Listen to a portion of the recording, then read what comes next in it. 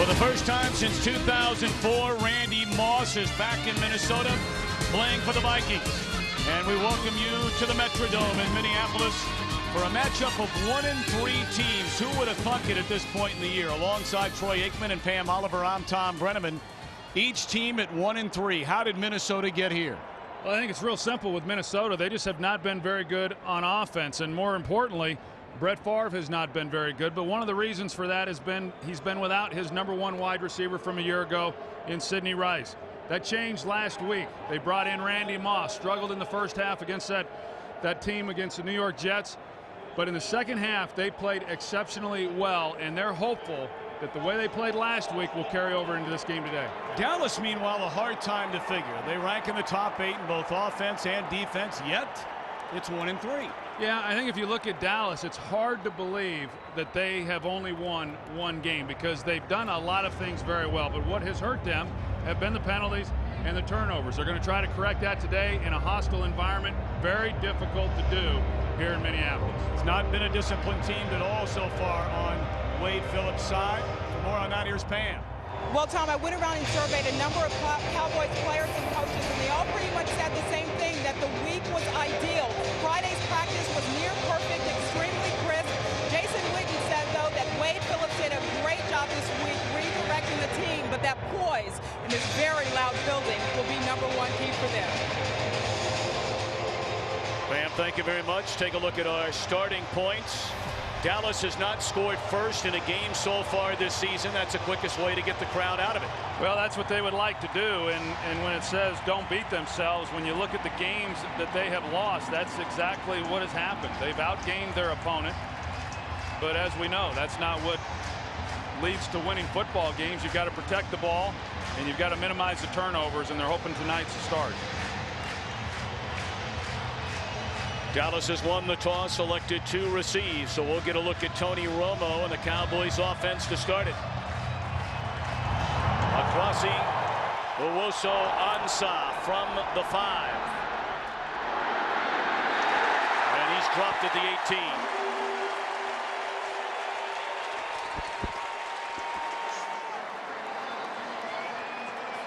Tony Romo has gone from the ranks of the undrafted free agent and a 3-year backup to a record-setting 3-time Pro Bowler. Plenty of weapons. Marion Barber is a starter again, although we figure to see a lot from Felix Jones, who rushed for over 100 yards last week. And this offensive line has taken a beating throughout the entire week after allowing 6 sacks to Tennessee. Yeah, but in their defense, Tom, not all 6 of those sacks should have been attributed to them.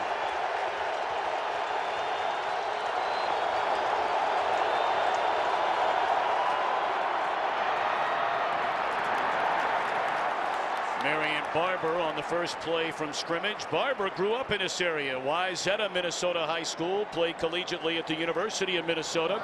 And we're just underway for the Cowboys and the Vikings. And Troy, I don't know if you'd go as far as to use the word desperation, but a lot of folks feel that's the state for both these teams. Well, we all know not many teams end up making it to postseason with a 1-4 start.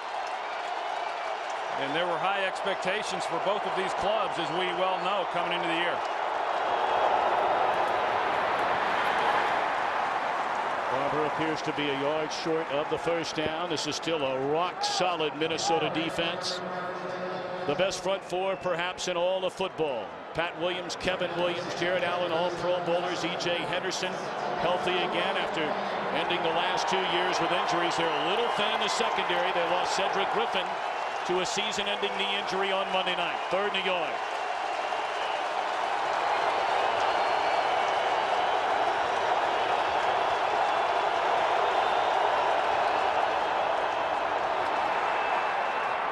Barber has a first down up to the 31.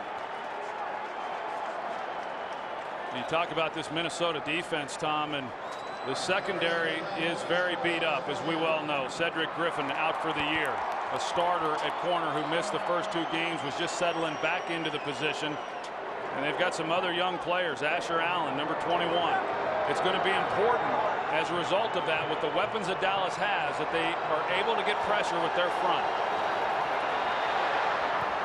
Dangerous throw by Romo there, nearly intercepted by Chad Greenway.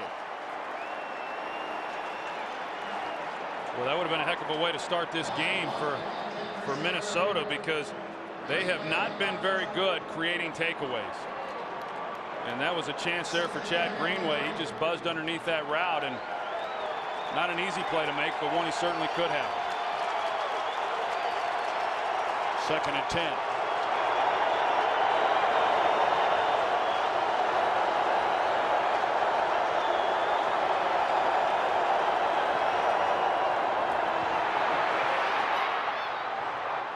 Romo just looked like he had an eye on just throwing it away. And Antoine Winfield nearly ran that thing down. 3rd and 10. Jared Allen only has 1 sack on the season, and here's one of the reasons why. He attracts a lot of attention. And you're going to see they come out with Felix Jones on him there, and they kicked out with Leonard Davis, the right guard, to try to shore up that backside protection for Tony Romo.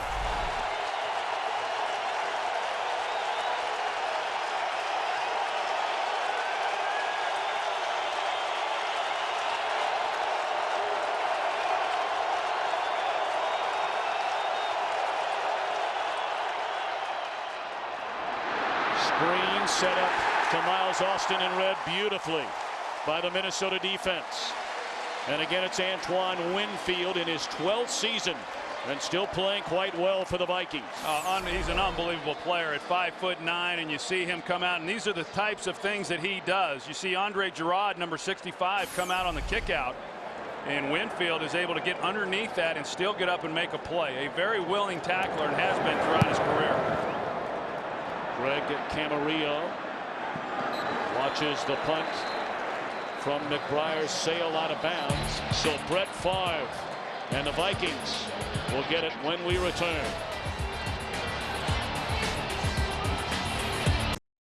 Today's game on Fox is sponsored by Southwest Airlines. Find our fares online only at southwest.com.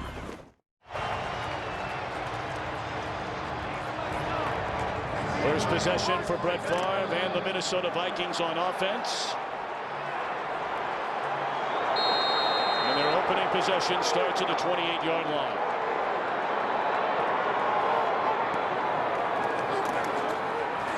Favre hit as he throws on 1st down, but Percy Harvin, the reception, up to the 37-yard line, a gain of 9. He took a hit from Jay Ratliff. Yeah, well, they've got John Sullivan, their starting center, who is not playing again this week. John Cooper is taking his place, and he just whiffs on Jay Ratliff, and you get pressure like that right up the middle, you have no chance as a quarterback. He was fortunate to get that ball out of his hands when he did. Short drop, and looking for Harvin down the sideline. He's out of bounds.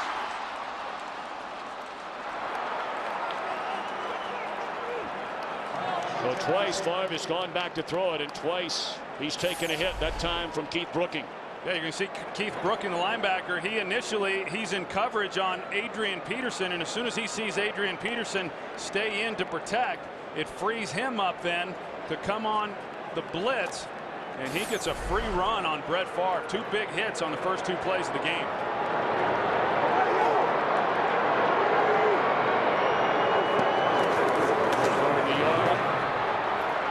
Peterson barrels his way up to the 40. That's good enough for a 1st down. Favre makes his NFL record 290th consecutive start and has the best running back in the league right behind him in Peterson. We'll see a lot of Jeff Dugan today as a 2nd tight end, and up front a solid group. Question has been at center, where they're still without their starter John Sullivan.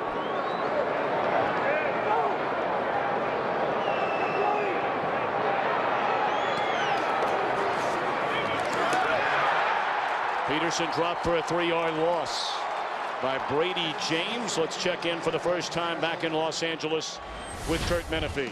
2nd straight week the Packers go to overtime. 2nd straight week they lose in overtime. Dan Carpenter with a 44-yard game winner for the Dolphins, and Miami goes into Lambeau and knocks off the Packers 23-20. Of course, Tom and Troy, the last time we saw that Dolphin special teams unit, they looked awful against New England. Of course, if you're Minnesota, you've noticed already today that Green Bay and the Bears have both lost inside the NFC North.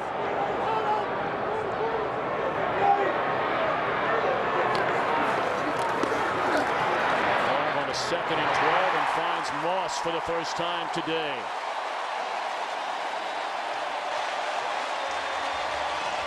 You know, one of the questions was how was Dallas going to play Randy Moss, and they do not want to give up the big play. Obviously, they've got the safety here deep. He's about 25 yards deep, and they were one-on-one with Randy Moss and Michael Jenkins. Now the safety there, Alan Ball, is going to work to his side even when he is the only safety in the middle of the field. He will cheat to number 84. 3rd down and a yard, and again it appears Peterson has enough.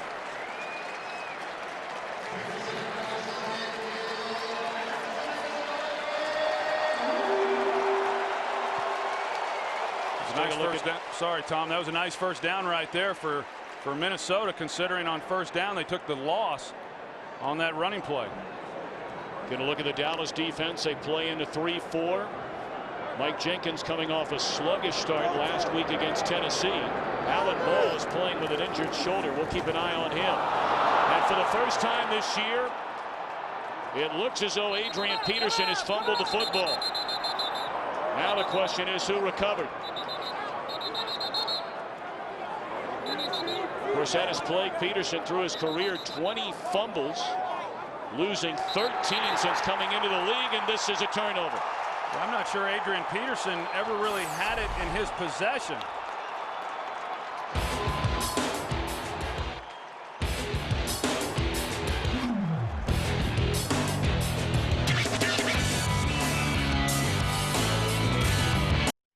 Today's game on Fox is sponsored by Bud Light. It's the sure sign of a good time. Here we go. Fumble by Adrian Peterson.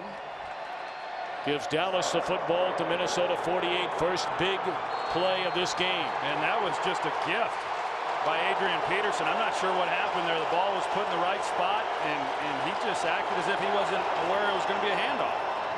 First carry of the game for Felix Jones, and he picks up 2. It'll bring up 2nd down and long. Let's go back to the fumble.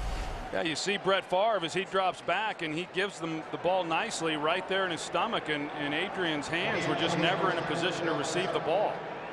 And you think, well, maybe he thought it was a play-action pass, but none of the receivers were going out on routes. They were all blocking the defensive backs down the field. Clearly, it was a running play, and just a mental mistake, really, on Adrian Peterson's part.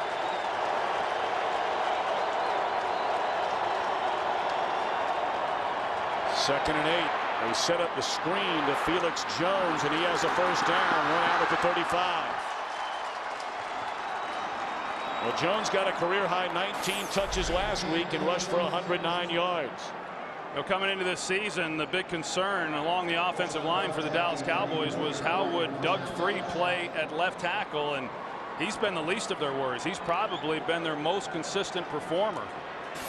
You see Felix Jones there last week for the first time this season had more carries than Marion Barber. Jones tries to break it to the outside, is smothered by Greenway in pursuit. You know, this Vikings defense has done such a good job throughout this year of just not giving up points. And they lost in weeks 1 and 2, only having given up 14 points. And you've got to be able to score more points than that in this league typically to win a game. But Leslie Frazier has done a heck of a job with this unit. Well, they have 9 of their 11 starters back from the season ago, and the other 2 areas they feel like they've upgraded. Romo takes off and appears to be about a half-yard shy of the first down. Needed to get to the 24. I think they'll spot it right at the 25.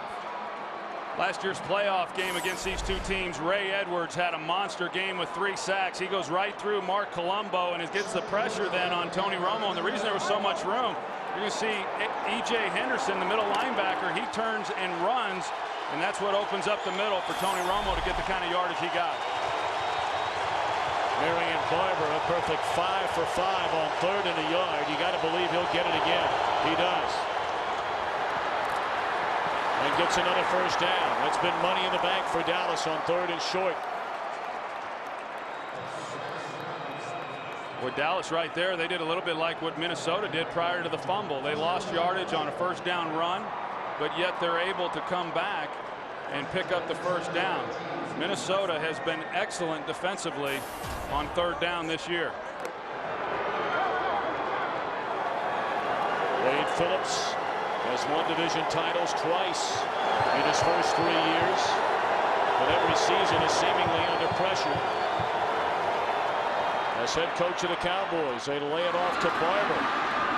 What a tackle. Again in the open field by Antoine Winfield. That's not an easy tackle to make either. When you're talking about Marion Barber, who doesn't have great speed, but he's just such a power back that normally he'll just try to run through a smaller guy like Antoine Winfield, but Winfield gets him to the ground. Excellent job.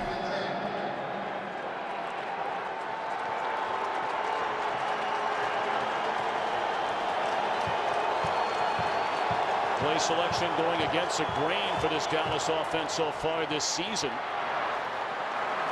Well, hand it off again, and down to the 15 is Felix Jones. In fact, Dallas is running the ball less than any team in the NFL through their first 4 games this season.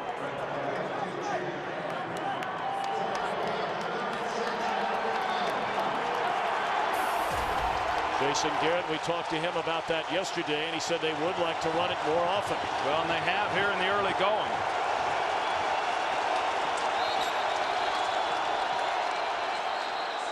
Well, Romo pointing the other way.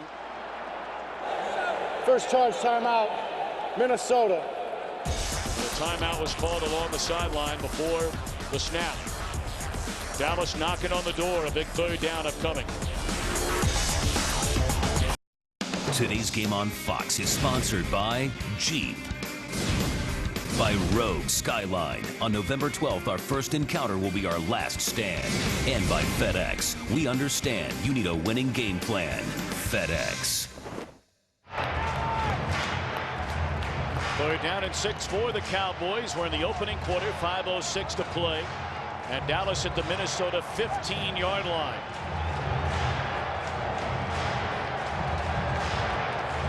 Last Monday night, this Minnesota defense held the New York Jets to 4 field goals inside the red zone. And looking for a stop here.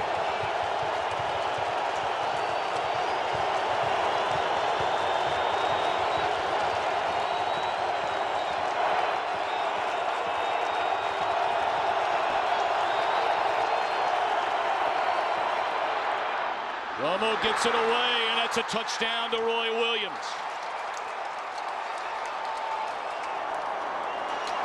Looked like Kevin Williams may have deflected that pass from Romo, but had enough on it. And it's 6-0 Dallas.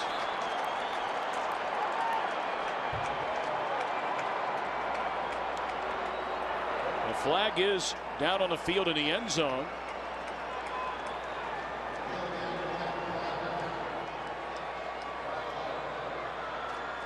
Well, you know what Wade Phillips is thinking. I mean, penalties have just killed this team. Troy Aikman, you talked about it before we got started here today. Well, it's been a real problem, and the look on his face. The touchdown is successful. After the touchdown, we have unsportsmanlike conduct. Number 19 on the offense for excessive demonstration. That 15-yard penalty will be assessed on the kickoff. We will now attempt to try. You see 93, Kevin Williams. He's the one who gets a hand on this ball, and yet Roy Williams is able to get in there and grab. That was a nice catch by Roy Williams. That's where he was going with the ball. So they're still able to score the touchdown. And of course, everybody remembers, Cowboy fans anyway, what happened last week with the unsportsmanlike conduct on Mark Colombo. That was after they had tied the game. The unsportsmanlike conduct penalty in the end zone, setting up a big return, a game-winning return for Tennessee. But the Cowboys off and rolling. There's the excessive celebration by Austin.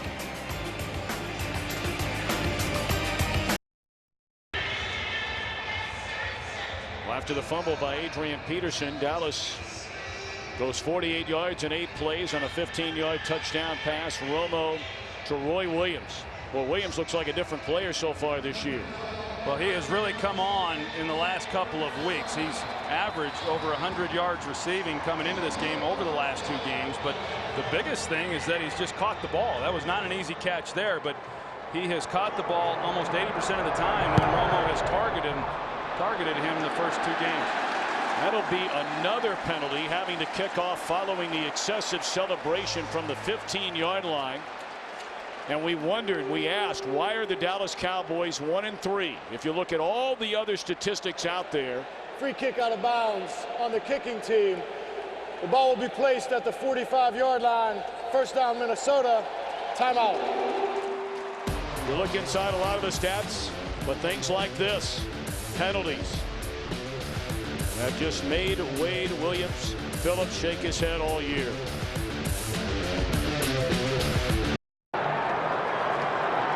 Turnovers have killed Minnesota the early part of this year. And by the way, they gave the fumble on the last possession to Brett Favre and not Adrian Peterson. So he still officially has not fumbled this year. He is dropped in the backfield by Brady James for a loss of a yard. Well, you go back and take a look at the touchdown to Roy Williams. They clear out the inside with Jason Witten, and he's got a free run there on the slant route. If that hadn't have been tipped, it would have been an easy touchdown. I'm a little surprised Lito Shepherd, who they're relying on now because of the injuries in the depleted corner position. But you've got to threaten that guy a little bit more because he had a free run on the slant and really a pretty easy touchdown. And it would have been a lot easier had Kevin Williams not have gotten his hand on it.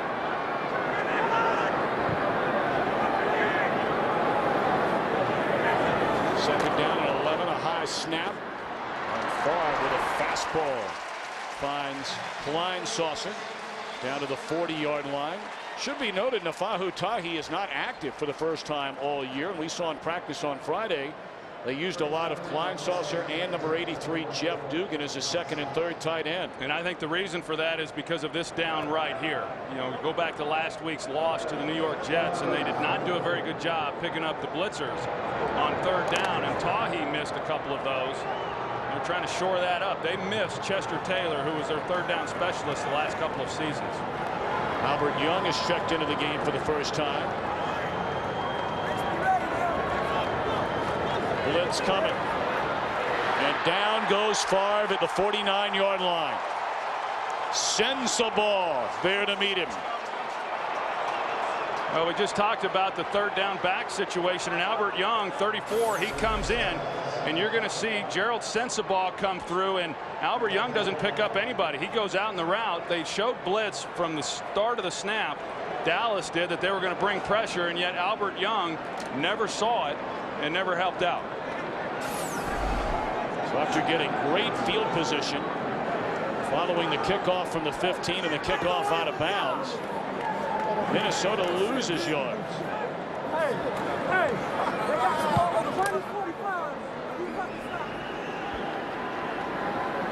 Fair catch made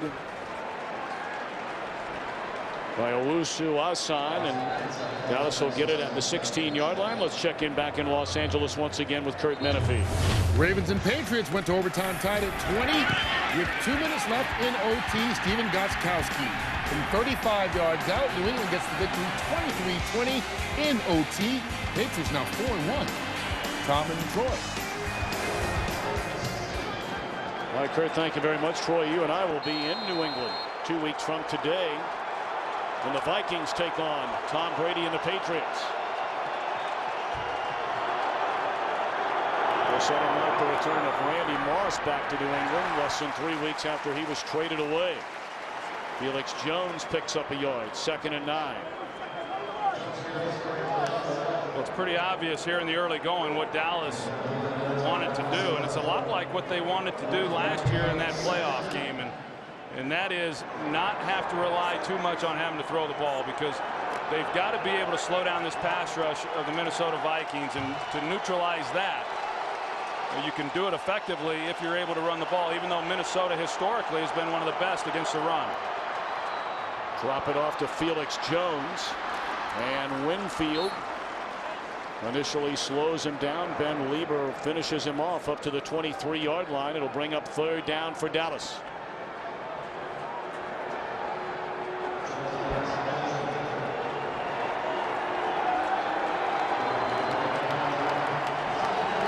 And Marion Barber checks back in. They've given it to him a couple of times on 3rd and short.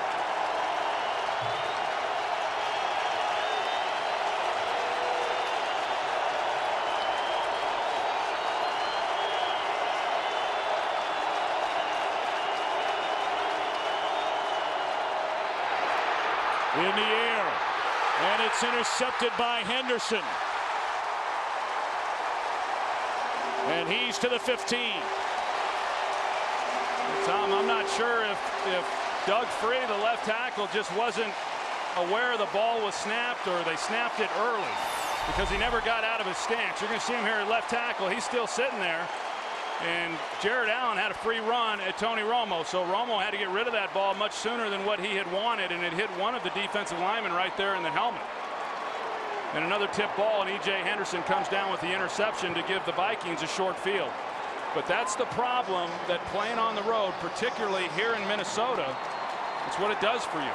As an offensive tackle, you have to look down at the ball first, make sure it's snapped. Doug Free didn't see the ball get snapped. He doesn't come out of his stance. Jared Allen with the free run. Dallas turned the Vikings turnover into a touchdown. We'll see if Favre and company can answer. Blown dead before the snap of the football. False start. Offense, number 71. 5-yard penalty. Still first down. That's their second-year right tackle out of Oklahoma, Phil Lodeholt. Already Favre under a lot of pressure, as he was last week against the New York Jets. Yeah, and this Vikings offense just has not been able to develop any type of rhythm. I mean, that is so important for successful offensive football, getting in and out of the huddle, having some things positive happen for your team, and they've just been very inconsistent, haven't been able to establish that rhythm. For the first time last week they were able to. They thought it would carry over. So far it has not.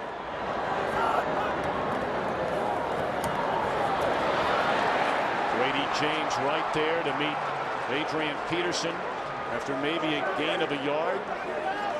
Second down and long for Minnesota. You're talking about a Viking team last year that averaged 29 points a game, second in the league to New Orleans. They were 5th overall in total offense. Here they are this year, averaging only 15 points per game. Well, Minnesota last year, Adrian Peterson more specifically, did not do much against the Cowboys running the football. And here in the early going, he has not done much either.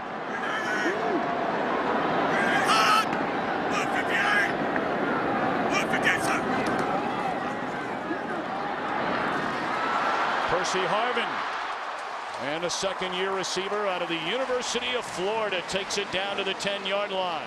Now Percy Harvin is finally getting to play really where he's best, and that's inside. And he's been having to do a lot of things. He's been their go-to guy since Sidney Rice has been injured. That changes with the addition last week of Randy Moss. But Brady James was in a good position to make the play. It's just Percy Harvin, when he's got a little space, he's got such great quickness. He is a difficult man to bring to the ground. That's Sidney Rice, who had 83 receptions for over 1,300 yards last year. We're hoping to have him back in a couple of weeks. Favre, touchdown, Minnesota. First touchdown reception for Greg Camarillo.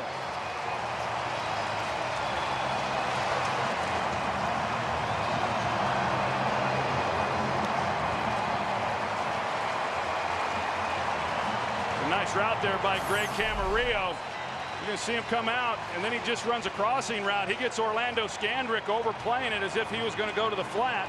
He comes back underneath him, and nice pitch and catch for the touchdown.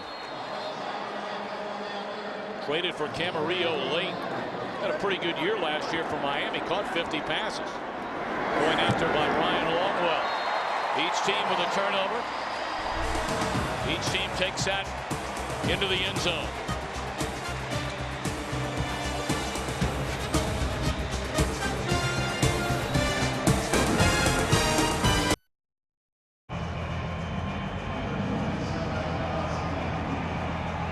Greg Camarillo, just his 5th catch this season, but his first touchdown reception to tie it at 7. Set to begin the second quarter in a game of extreme importance to each of these two teams, trying to avoid a 1-4 start. And up to the 21-yard line is Chris Gronkowski. You know, they line Percy Harvin up in the backfield, and he's going to run a swing route here, and that's going to pull Scandrick outside because he's worried about the threat of Percy Harvin, and it pulls him out enough, which is why Greg Camarillo then is able to come underneath that. Now he's got to get some linebacker help. to help with that because the Cowboys were in a zone coverage. But well-designed play there by offensive coordinator Darrell Bevell. The one thing you do know is when Percy Harvin is in the backfield, it's unlikely that he'll be blocking. So he becomes a real threat as a receiver when he lines up in that position.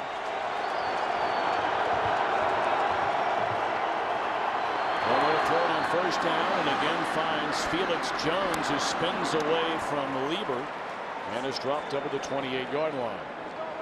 Well, what a day on Fox. A doubleheader.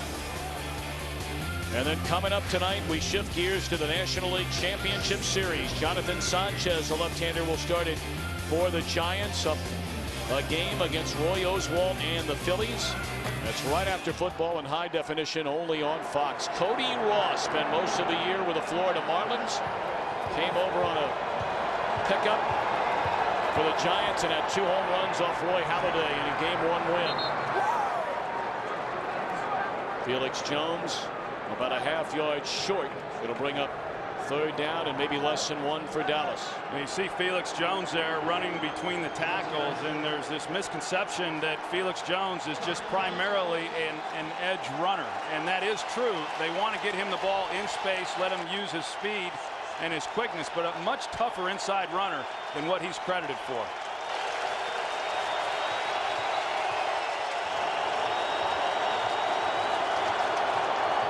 Barber again, and again he converts. That's 3 for 3 today on 3rd and 1 for Marion Barber. Well, you put those big bodies inside for Minnesota, and picking up a yard is hard to come by. Of course, when you've got Leonard Davis, who struggled last week against the Titans, actually got benched there for about a quarter and a half and came back in, took accountability, said he needed to play better, but it's a pretty good matchup inside between big Leonard Davis and Pat Williams right there over the nose. Play action and Romo looking down the field. The defender slipped and Miles Austin inside the 20 will take it to the end zone.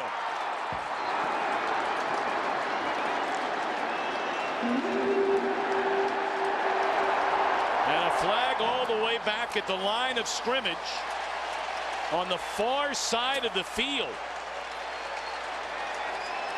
Pass interference. Offense. Number 19. 10-yard penalty. Replay. First down. Perhaps that's why the defender fell down. Well, it will happen at the top of the route, I believe. He's working against Asher Allen. No contact there. And right at the top. Pretty easy call, really. You see Miles Austin. He extends the right arm, and he definitely pushed off as he's running the square in. What a story Miles Austin has been to. Yeah, well, and he's got such, you know, I think he's one of the top 2 wide receivers in football, if he's not the best. The only guy who I think comes close to him is Andre Johnson there in Houston when he's healthy.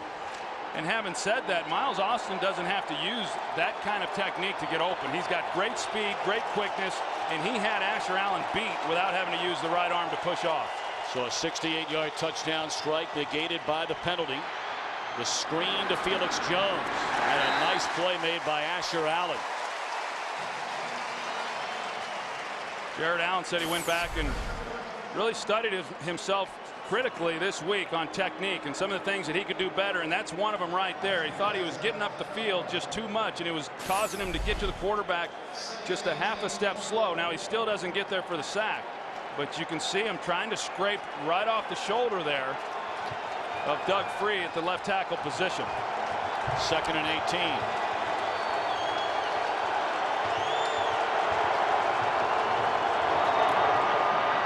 Jones looking for running room and brings it up to the 29-yard line. 3rd down and 12 upcoming for the Cowboys, and let's again check in with Curt Menefee. How about this? Tim Tebow out of the shotgun. Around the corner and his first NFL touchdown. 5 yards on the score. Tying the game with the Jets at 7 in the 2nd quarter. Tom, Troy, and Pam. Good for Tim Tebow. I had a chance to spend a lot of time around him, Troy. What a great kid. I think Urban Meyer's missing him there in Gainesville. Just a little bit.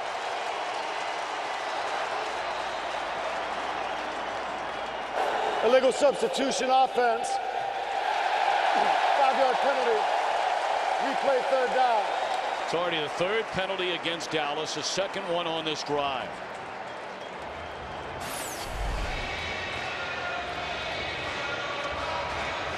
Felix Jones started to leave the game and head to the sideline, and then he turned around and came back. And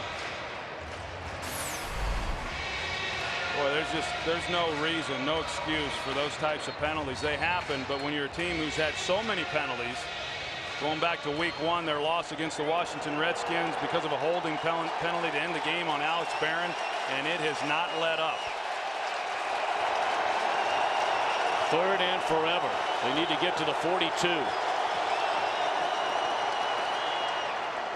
Barber slips one tackle and another, but is run out of bounds just short of the first down, so the Cowboys will punt it. A touchdown taken away.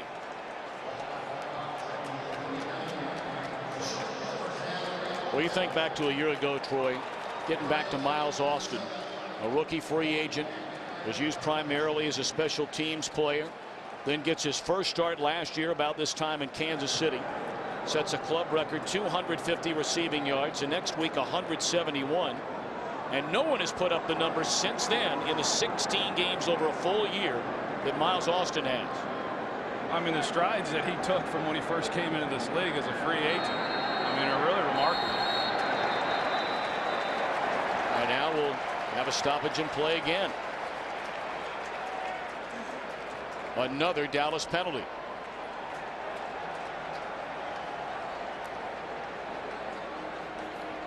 Delay of game. Offense. 5-yard penalty. 4th down. If you can't even get a punt off.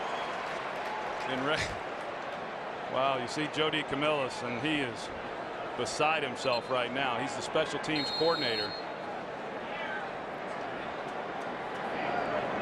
5 teams have committed more penalties this season than Dallas, and all 5 of them have played one more game. Camarillo brings it up to the 22-yard line. Well, Tony Romo's been down this road before, in this building. Today's game is sponsored by the new Ford Edge. The world has never seen a crossover quite like this. By Warner Brothers Pictures Hereafter, in theaters everywhere October 22nd. And by Pizza Hut. Your favorite plays deserve your favorite pizza. Your favorites, your Pizza Hut.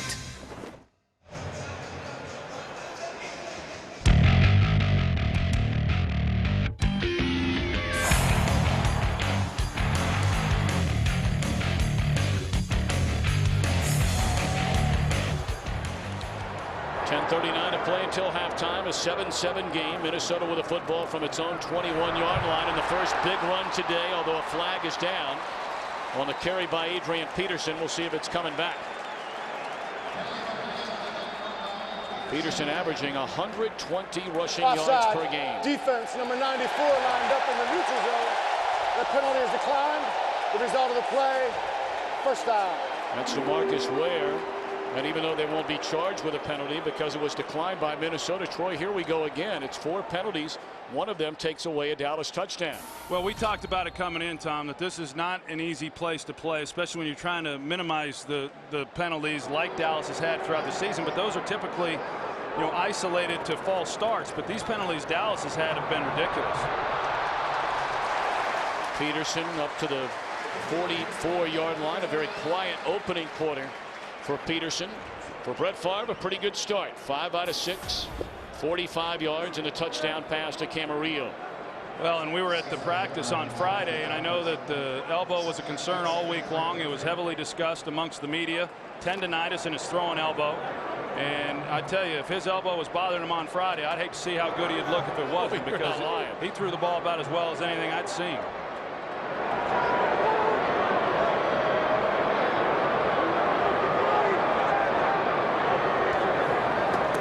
Saucer in the backfield, and Favre across the middle, and good coverage back there by Jenkins, and a flag comes in late. Jenkins was whistled for a pair of pass interference calls on Tennessee's opening drive last week. You see the top of the route there. He's trying to fit the ball into Percy Harvin, and it looked like Jenkins got his right hand on his back, and You know, this time they put Jim Pass Kleinsasser in the interference. backfield. Defense, number 21, spot of the foul, automatic, first down. And he wasn't quite able to get enough of Keith Brooking. One thing we've seen from Dallas already here in this first half, getting a lot of pressure on Brett Favre, bringing linebackers. You would expect to see that because of the problems the Vikings have shown with their backs in picking those things up. It's a 23-yard penalty. Minnesota with the ball at the 32-yard line. Peterson again. And he is chopped down by Jason Hunter after a gain of maybe a yard. Well, as you can see, Brett Favre has been under enormous pressure. You know, throughout this game, a number of knockdowns. Virtually every time he has dropped back to throw the ball, whether he's gotten it out or not, he's been taken to the ground. And at 41 years old, I mean, it's not so much how it's going to impact him in this game. I don't think that it will. But I can tell you, recovering during the week and getting ready for the next week is awfully difficult the older you get. And that's why I was really impressed that he was able to make it through last season the way he did.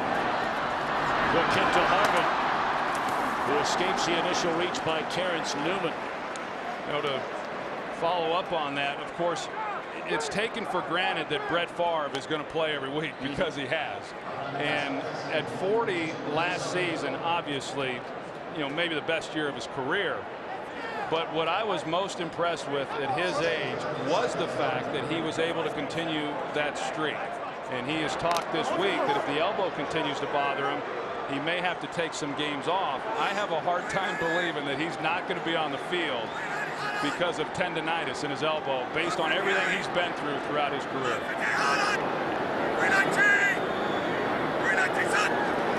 Third down. Favre looking. And is sacked all the way back to the 43-yard line by DeMarcus Ware.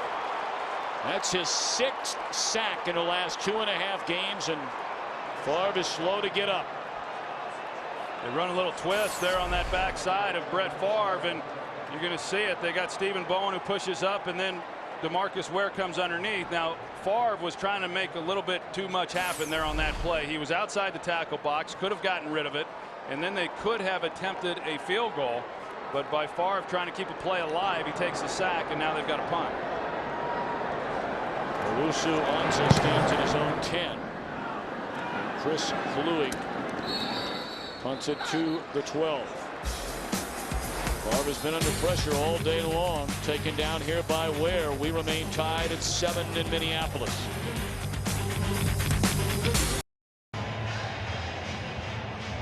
.7:34 to play until halftime. Dallas with a football from its own 17-yard line. See the numbers on Romo. The touchdown pass to Roy Williams. He's also thrown an interception, which led to the Vikings' only score.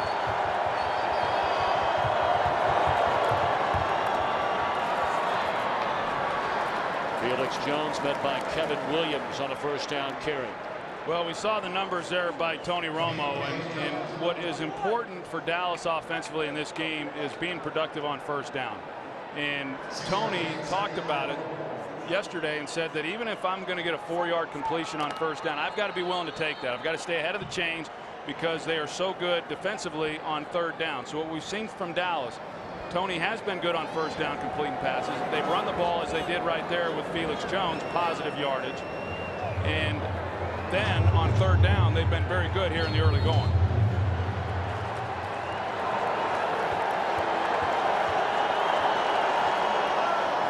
Stay on the ground again.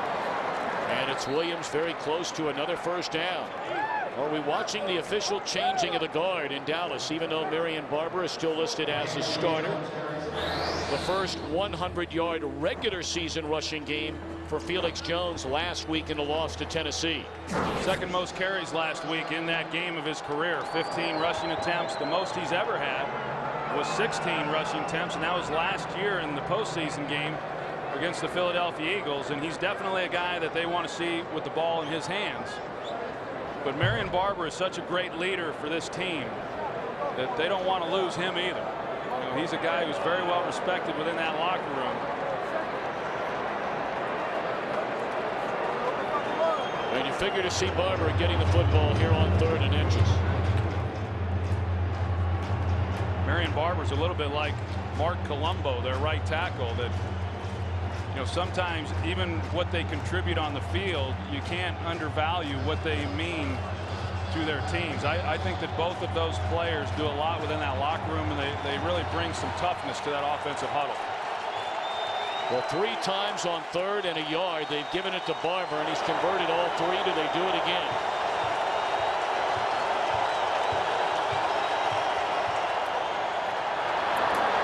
Yes, and he converts for a 4th time. Sometimes you get in those types of situations, especially backed up, because this is a game of field position that you're just wanting to pick up the first down. But those first downs that Dallas has gotten in those situations have not come easy. And I would anticipate that if they get another one of those, that Tony Romo will see come back on some play action and try to hit a deep ball on a big play. So 1st and 10, and Romo will throw it. Good protection, flag down. It's underthrown. Flag came from the far side of the field.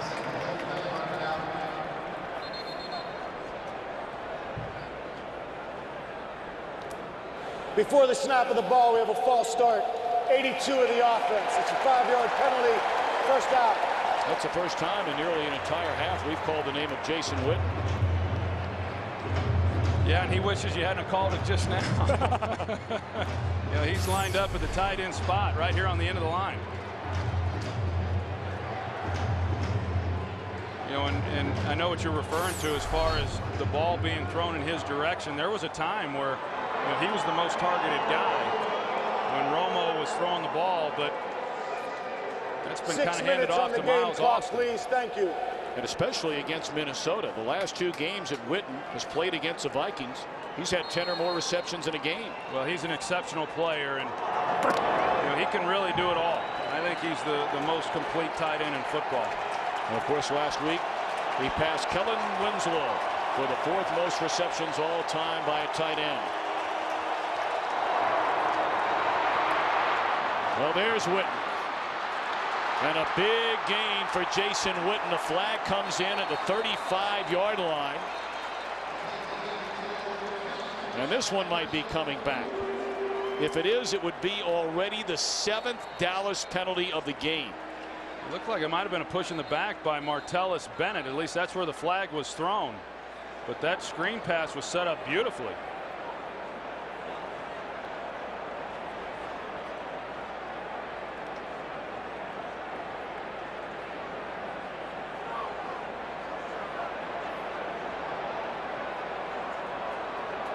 You look over the last 3 seasons, Dallas has had 14 games where they've committed 10 or more penalties. 14. There is no foul for illegal block in the back. It was determined that it was a side block. The result of the play is a first down. So no penalty. Well, the Vikings brought a blitz with Asher Allen the corner off the edge, and Dallas had the perfect call on, and that's why Jason Witten was as open as he was and able to get the yards. Here's Martellus Bennett with what initially was viewed as a push in the back, and then they picked up the flag, and that would have been disheartening for Dallas after another big gain bringing it back, but we're going to let that one go. So it's a 30-yard gain on the reception by Witten. And Romo looking around. Felix Jones inside the 35 down to the 32-yard line.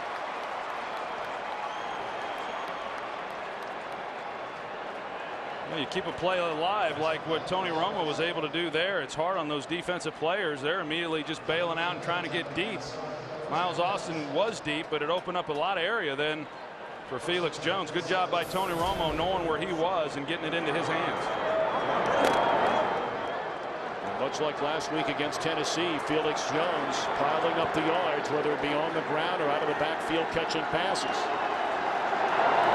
They'll hand it to him this time.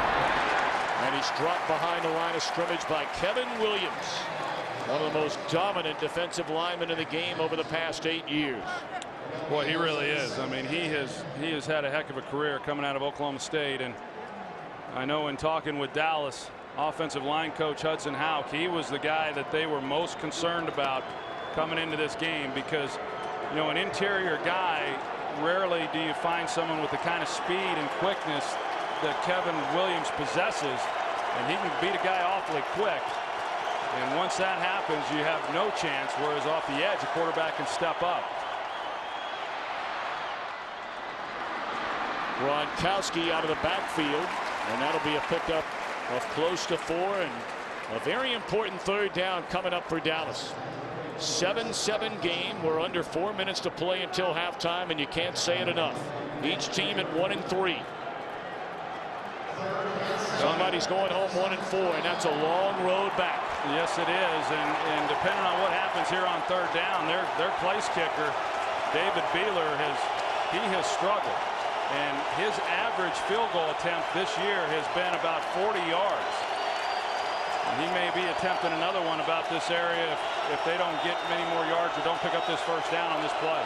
Well, right now, it'll be about a 46-yard attempt, 8th play of the drive, and Romo is going to run it for a first down and then some. Slides his way to the 14-yard line. Well, this is what happens when you play man coverage. In Minnesota, you're going to see everybody running with a man. They bring the linebackers inside, and then they drop them back, pick up Jason Witten. And for a quarterback, when you see that, Tony Romo's not regarded as much of a runner. Close to getting a face mask call there, but he's not really known as a runner. But when you recognize man coverage and you're able to get past that initial rush, there's just nobody then defensively accounting for the quarterback.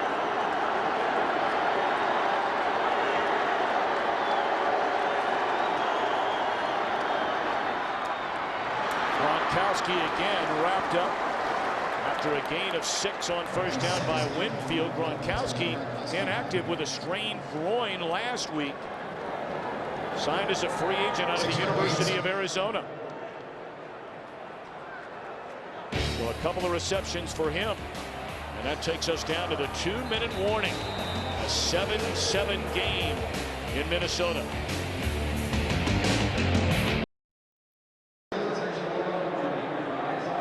Been a very impressive drive for Tony Romo and the Cowboys. Not only 4 out of 4 53 yards, but had the big 14-yard run to keep this drive alive. Meanwhile, Brett Favre standing and cheering his defense in his 7-7 game. A 2nd down and 3 for Dallas at the 8-yard line.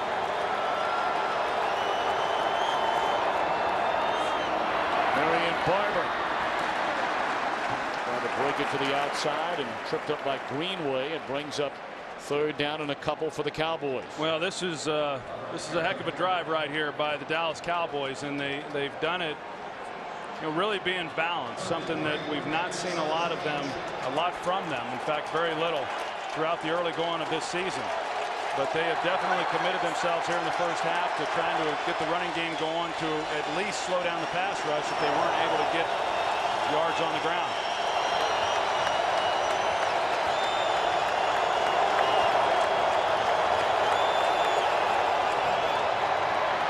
Quarterback draw, and Romo has a first down inside the 5, down to the 2. Well, that was a called keeper there by Tony Romo. Initially, he's going to follow in behind Marion Barber, but there really wasn't a lot there. You're going to see Romo wants to go to his left, but does a good job there of then getting in behind right guard Leonard Davis. And you'd say helmet to helmet, but he's a runner once he touched the ball, and he's no longer afforded the protection that he's afforded in the pocket as a quarterback. 40 seconds to play here in the first half. Romo, the jump ball for Austin, and that never had a chance from the start. Defended by Asher Allen, 2nd down.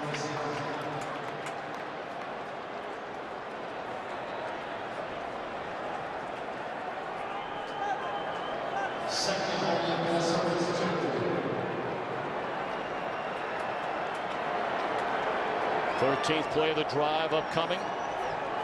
We're down to 32 seconds to play until halftime, and Dallas has all 3 timeouts remaining.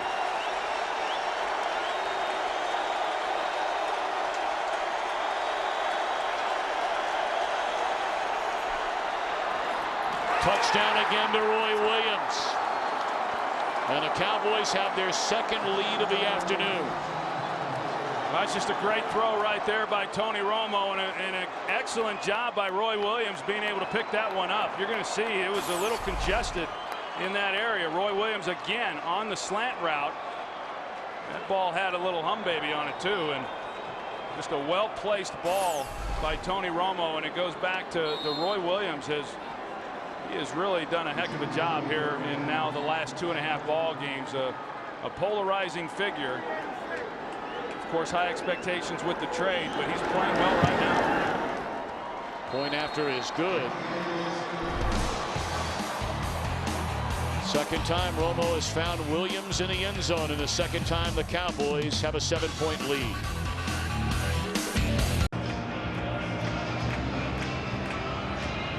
Roy Williams making a few fans here in Minneapolis. Of course, the NFL over the course of this month celebrating breast cancer awareness, a crucial catch to make sure there's early testing for women. And they've done a beautiful job with this program. And a second touchdown catch of the game for Williams to put Dallas in front 14-7 with less than 30 seconds to play until halftime. And Percy Harvin brings it out to the 29-yard line. Williams giving out gloves, giving out balls. Romo's jumping around. Things looking good for Big D. Today's game is sponsored by Verizon Wireless, introducing the Droid X, the next generation of does. Well, 22 seconds left until halftime. Coming up on the Visa halftime report, some thrilling finishes. Overtime, Ravens and Patriots, Dolphins and Packers. Guys will bring you up to speed. As apparently the Vikings are just going to run out the clock, as Peterson will pick up 11 yards. Even though the Vikings have 2 timeouts left, now will spend a timeout. And we talked about Brett Favre and how good he looked at practice despite the elbow tendonitis, coming back from the ankle surgery after last year losing in the NFC Championship games. And of course, now mired by an NFL investigation for inappropriate behavior dating back to his only season with the New York Jets. He is scheduled, we're told, to meet with league officials on Tuesday. There's a lot going on there for Brett Favre, and here he is, 41 years old, trying to get this team back together in this season again. Yeah, a lot of people at home, I'm sure, would say, how is he then able to go out and play with a clear mind? I think this is the time during this 3.5 hours that he's on the field that he's able to escape all that. He's going to throw it. Nope, will be sacked. Back at the 35-yard line, Jay Ratliff's there, and that's the way the first half will come to an end. 14-7 Dallas. Stay tuned for the Visa halftime report coming up after these messages and a word from your local Fox station. Fox tomorrow. It's an adventure in babysitting on House. Where are you? I believe this is what your people term a poopy call. And as the smallest patient fights to survive, What's happening? She's not responding. What's wrong with my baby? can House perform a miracle? This is a newborn with liver failure. It's insanely risky to open her up. Jennifer Grey guest stars. Why does baby seem like she's cured? I have no idea. All new House. Viewer discretion advised. Tomorrow at 8/7 Central on Fox. What time is it?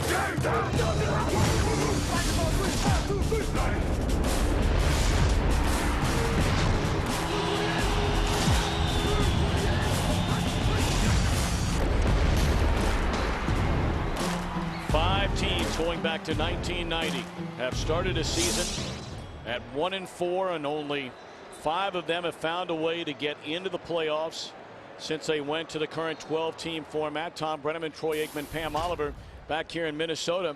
For so many years, after not being drafted by the Dallas Cowboys, Randy Moss, when he plays against them, tears them up. Only 1 catch in the first half. Do you look for him to be more involved in the second half? Well, I would sure hope so. I mean, only targeted 1 time. They first have to be able to protect. They have to be able to protect Brett Favre. But if you take a look at what happened here in the first half, they're going to work a safety, as I said. Alan Ball typically is going to be over the top, but that's nothing new for Randy Moss. He has seen this many, many times, and Brett Favre knows this as well, and he has said I'm going to give Randy Moss plenty of opportunities. In last week's loss to the Jets, he got targeted 10 times. And in the first half of this one, as I said, just once. And I would expect that to change here in the next 30 minutes. Of course, Randy Moss said he has forgiven but not forgotten Jerry Jones for leading him and his mother to believe the Cowboys would draft him with the 8th pick back in 1998. You were still playing for Dallas.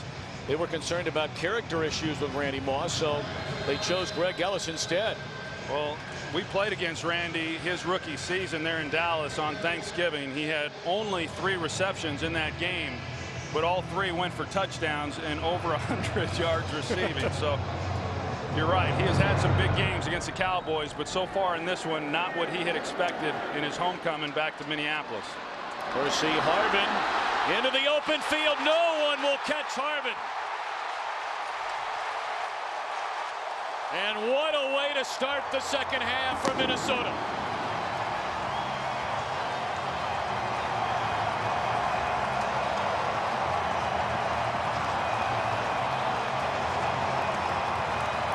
He had 2 kickoff returns for touchdowns as a rookie a season ago. It's his first this year. Well, that'll get this crowd going a little bit. Just a middle return. You're going to see 2 guys had opportunities to make tackles on Percy Harvin. One there, another one right there. Ain't no catching him once he gets out in the open field. Barry Church, the last one that had a chance to maybe get Harvin on the ground. Well, it's good. So the electrifying Percy Harvin, the NFL's Offensive Rookie of the Year a season ago, has ignited this crowd at the Dome.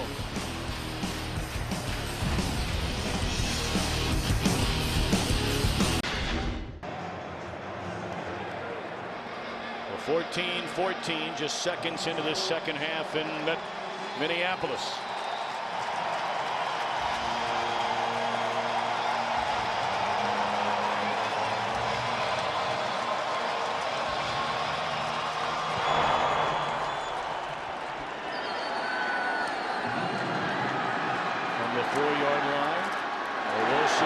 And he is met right at the 20. Let's check in downstairs with Pam. Well, Tom, Brad Childress using his crystal ball. When I talked to him at halftime, I said, how do you get something going? He said, you would take the kickoff for a return. That'll be nice. And also Wade Phillips, he was very livid about all those penalties. He said, those are killing us. We should be killing them. Meantime, running back Felix Jones, he got a little sick in the first half. He went in early and got an IV, but he said to be fine. Back to you. And we're just being told now from the Dallas locker room that their left guard, Kyle Kozar, is out of the game, so taking over at left guard has played a lot this year, Montre Holland. He has, and he has played well. He came in last week and played for right guard Leonard Davis there for about a quarter and a half, and he's done a nice job when given the opportunity. Play action did not fool Gerald Allen.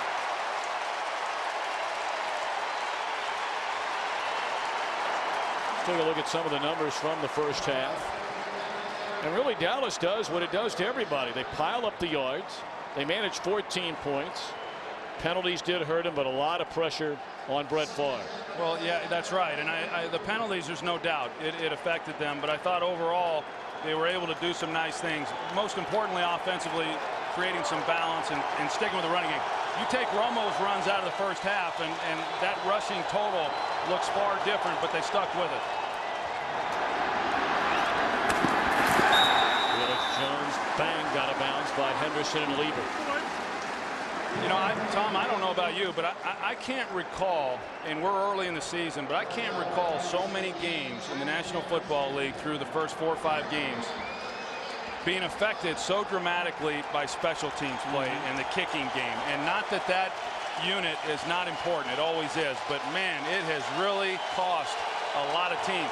Dallas last week, yeah, there was a penalty and they had to kick off from their own 15-yard line, but a 73-yard return essentially cost them the game last week against the Tennessee Titans.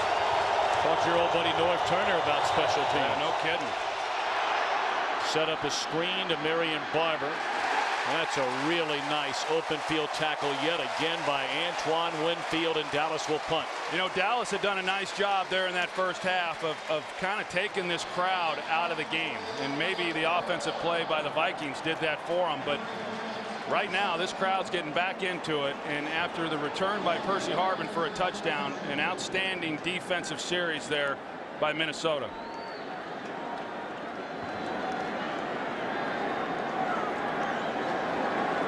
Camarillo stands at his own 25. Nearly blocked. Lots of running room for Camarillo. Got a block. Flag down. And then is wrestled to the ground at the 40. But again, we wait on the penalty flag.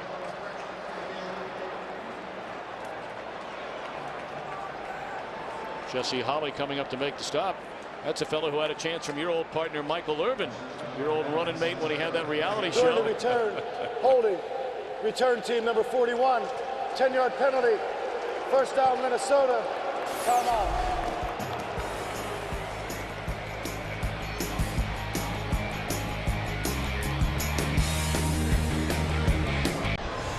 You're right around 40, 45 and older. Could you ever forget those eyes? Vikings legendary head coach for 18 years, Bud Grant. That was then.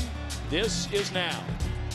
We had a chance to visit with Coach Grant on Friday, as you see there, and what a wonderful man he is. He has an office at the facility and actually is here at the ball game. Has a suite that the organization provides him to come to the home games.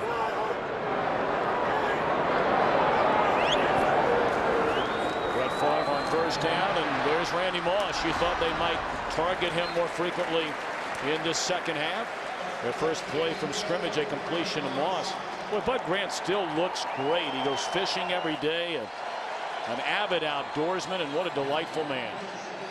He's a heck of an athlete too. He was a 3-sport star at the University of Minnesota and actually was drafted by the Minneapolis Lakers of the NBA and won 2 world championships with them before going on to play for the Eagles.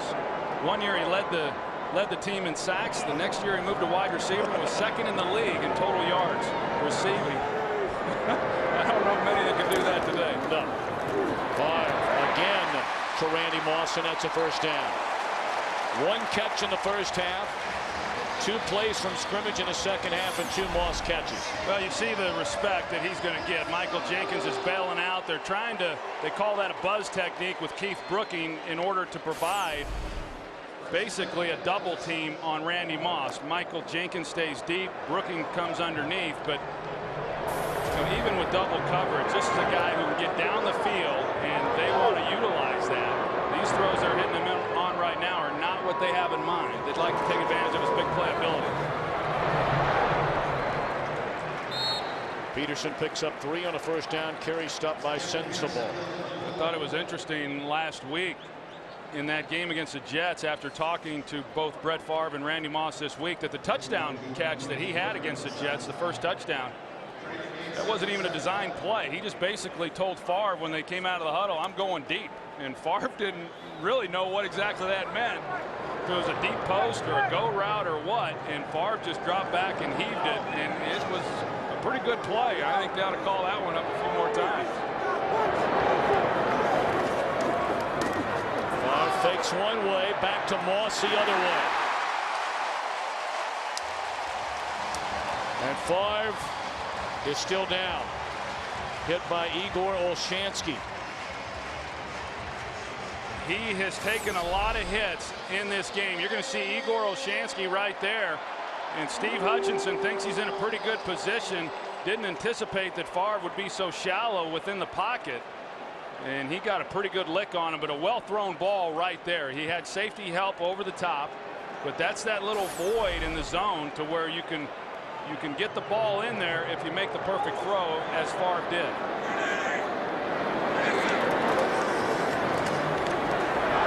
Peterson, man, is he something. Is there another back in the league that can turn that into an 8-yard gain? There is a flag in the backfield. This might be coming back. Holding. Offense, number 81. 10-yard penalty. Replay, first down. Well, that's a pretty easy call there. They get Visanthe Shiancoe, and it was on Anthony Spencer. Spencer was in a good position. He was outside leverage in order to keep Adrian Peterson from getting out on the edge. You're going to see it here, but he's just not able to get away because of the hold by Visanthe Shiancoe. But you're right, Adrian Peterson, and you know, even though they credited Favre with that fumble, you know, that was on Adrian Peterson, and I'm sure that didn't make him too happy. And you get an upset, angry Adrian Peterson, that becomes even more of a load for any defense.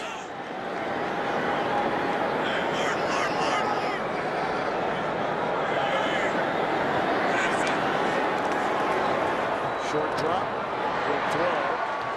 And the first catch of the afternoon by Bernard Berrian. Boy, how he has really been passed up so frequently in this Minnesota offense. He was a big part of it a couple of years ago. Heck, caught 55 balls last year. That's only his 6th catch this season. He was one of the first guys that Brad Childress brought in when he got named the head coach, and he needed some big playability down the field. He was that guy with Tavares Jackson as his quarterback, and when Favre took over last year, that guy became Sidney Rice, and Bernard Berrian's been a bit of an afterthought here this year.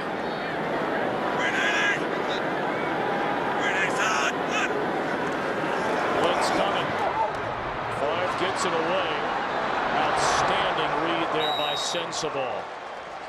So 3rd and long, and a late flag comes in from a secondary. This could be a helmet-to-helmet hit.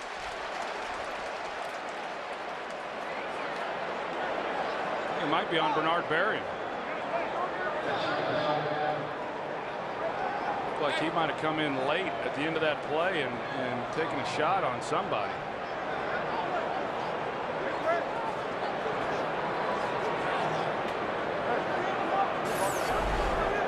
You see Bernard Berrian, number 87, right there on Jason Hatcher. And Brett knew After the play, personal foul, late hit, offense, number 87.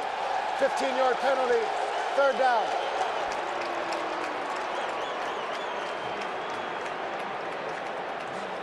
Minnesota going the wrong way. Yeah, and we've seen Dallas going the wrong way at times today too, and then that explains why we've got 2 1-3 teams that we're looking at here today. They had first down at the Dallas 38-yard line. They're almost back on their own 38. 3rd down and 33.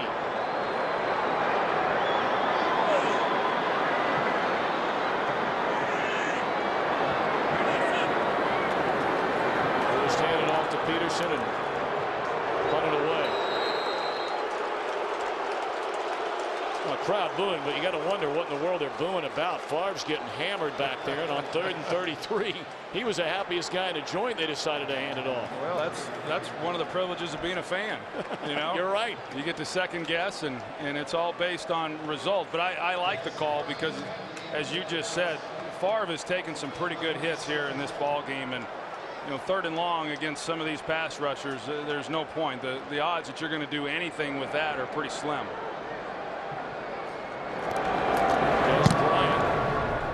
Has returned to punt for a touchdown already this year. And what a punt that will be down inside the 5 by Chris Kluwe. 53-yard punt.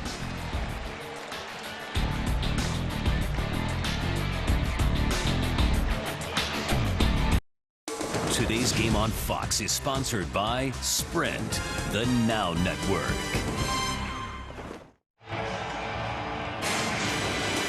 Take a look ahead to next Sunday, the NFL on Fox. Many will see the Redskins and the Bears. Others will see the Eagles, Titans, Niners, Panthers, Rams, and Bucks. And our afternoon game, Arizona at Seattle. Seattle a big win today in Chicago. Here it's 14-14, 8:34 to play in the 3rd quarter.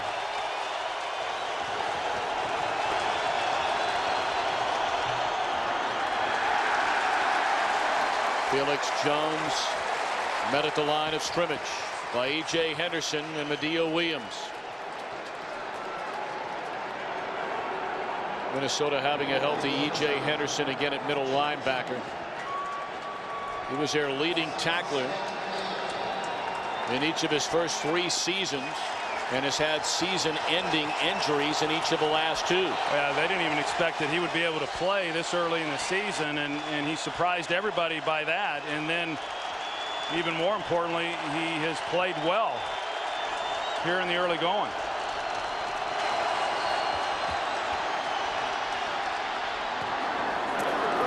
Catch made by Roy Williams. Let's check in back in Los Angeles with Curt Menefee. How about the Phillies' Ryan Howard? Started his day watching the Eagles thump the Falcons with our own Tony Siragusa. Then hopped into the carpool lane with a Philly fanatic and headed over to the ballpark to get ready for Game 2 of the NLCS tonight, which comes your way after your game is done.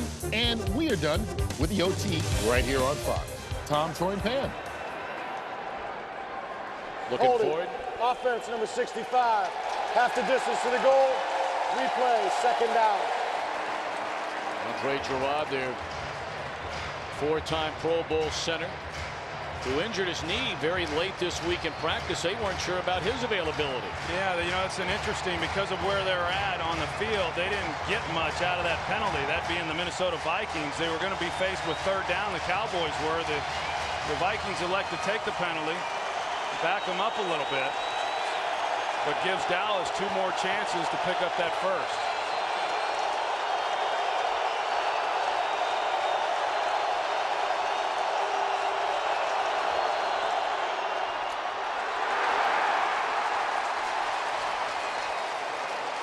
Third down and long from the 1. Well, you're not going to make much money running inside there against this Minnesota defensive front. Pat Williams has been doing it a long time, and he just doesn't move very easily. You know, right here you're always guarded. You know, the last thing you want to do as an offense is take a sack. You don't have much room to operate. It's awfully loud down there, you know, backed up into the opponent's end zone. But I would expect to see Dallas do some play action right here.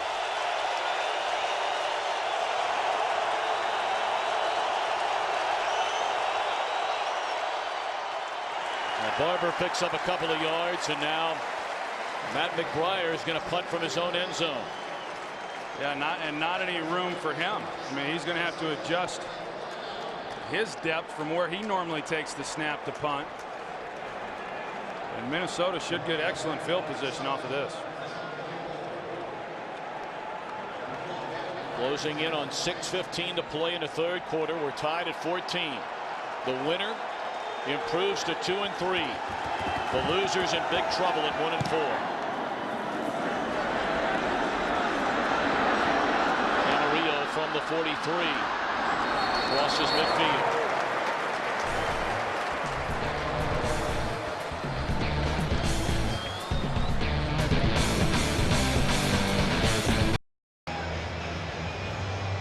Take a look at the leaders offensively for Minnesota.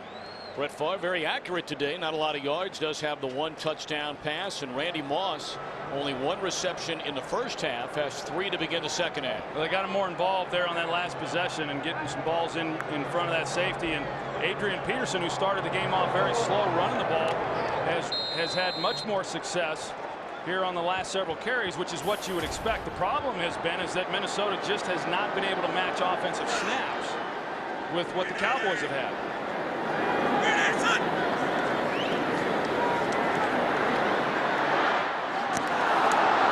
Nearly intercepted and taken the other way by Mike Jenkins. That was a dangerous throw right there by Favre. You see Favre, he starts to roll out to his right and then throw it across the field. That was very dangerous. If he had led Harvin up the field at all, that was 6 points the other way for Michael Jenkins.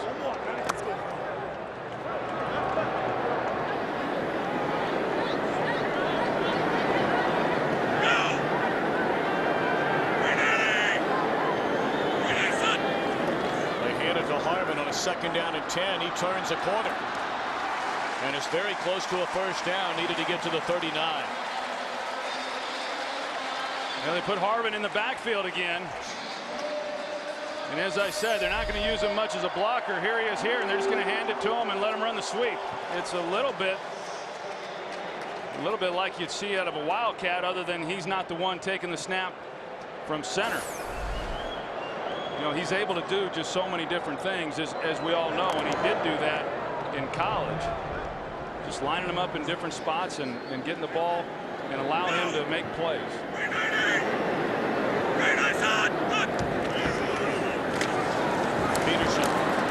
side for a couple. Of course, Brett Favre last week against the Jets eclipsed the 500 touchdown mark. Take a look at the receivers who caught memorable touchdown passes from Favre. Sterling Sharp, #1, followed by Edgar Bennett, Tyrone Davis, Amon Green, Greg Jennings. And then outside of a Green Bay uniform, it was Randy Moss from 37 yards away. You know, that's a humbling graphic for a guy like me, because Favre has thrown 335 more touchdowns than I have. And you're in the Hall of Fame. I think he'll be going too. Well, probably a pretty good chance of that. To the 31-yard line. Actually, make that 336 because he threw one today also. That's unbelievable. And, yeah, but even more unbelievable, and you and I talked about this at length the other day, the 290 consecutive starts in this game at that position. You know, I know Cal Ripken and what he did as the Iron Man was awfully impressive. I just don't think anything comes close to what Favre has done playing every snap as a quarterback. He's not missed a start since 1992. He'll miss a snap every now and again, and then look at this. Vintage Favre drops it off for Kleinsasser, and he's down to the 10. On the snap on the play, Favre was ready for it. It was just a low missile shot by John Cooper. I mean, this thing comes down low right at the knees, and Favre is able to, he's just looking for a chance to get it out. Ends up being a pretty positive play. You know, why not smile about it? Yeah, why not? You know, you go back to that streak, and I think that as a teammate, that's the best thing you can ever say about a teammate, was that he showed up each and every Sunday, and you could count on him being there.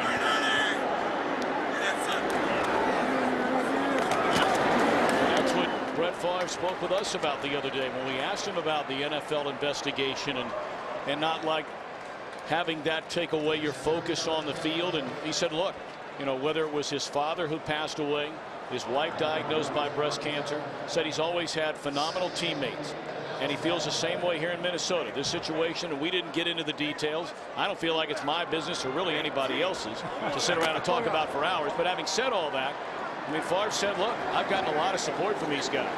Well, and you would expect that. And as I said, I think this time out on the field is the time when he's really able to escape all those things. Percy Harvin. And he's down to the 5-yard line.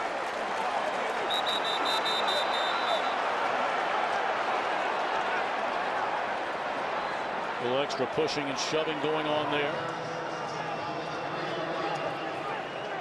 Herrera in the middle of all that, along with the free safety Alan Ball.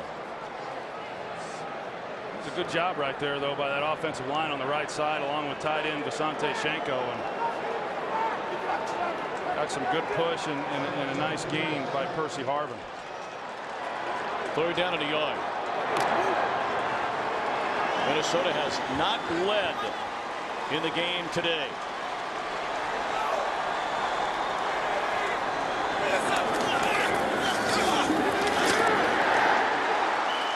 Peterson sniffing the goal line and maybe a half-yard short. It is 1st and goal, Vikings.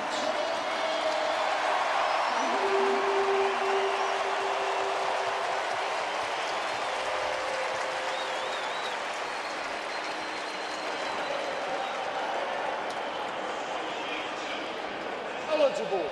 62 is eligible.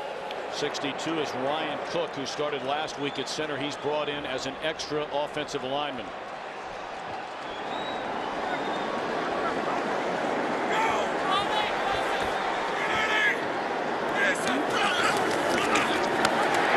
Touchdown, Adrian Peterson.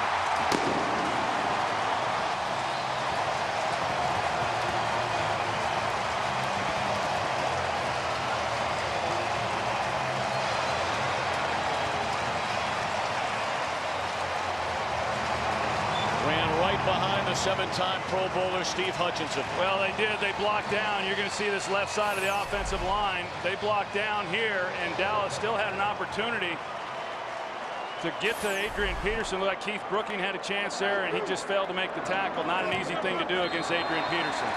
Point after is good. So for the first time this afternoon, Minnesota is in front. But a full plus quarter to play at the Metrodome.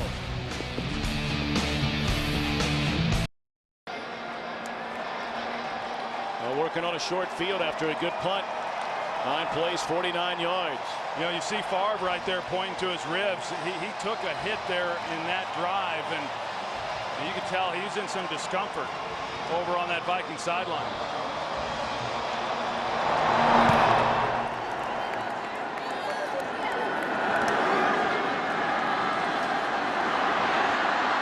Tripped up all the way out to the 35-yard line. There's Owusu-Ansah. Good field position for Dallas. Tomorrow night, 8 Eastern, 7 Central, an all-new House.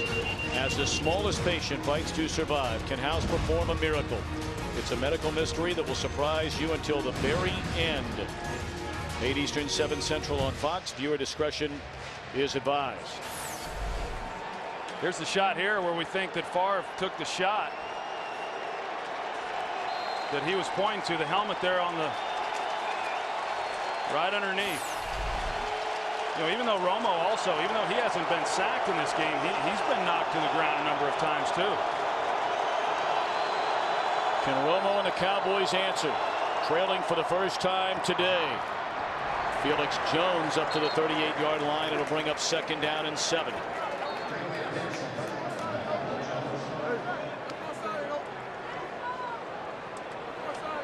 I think you go back to that touchdown drive by Minnesota, all set up by special teams. You know, the Vikings had to punt. They pinned Dallas back inside the 5-yard line. Dallas unable to pick up a first down, has to give the ball, you know, with great field position. And the Vikings only had to go 49 yards for that touchdown.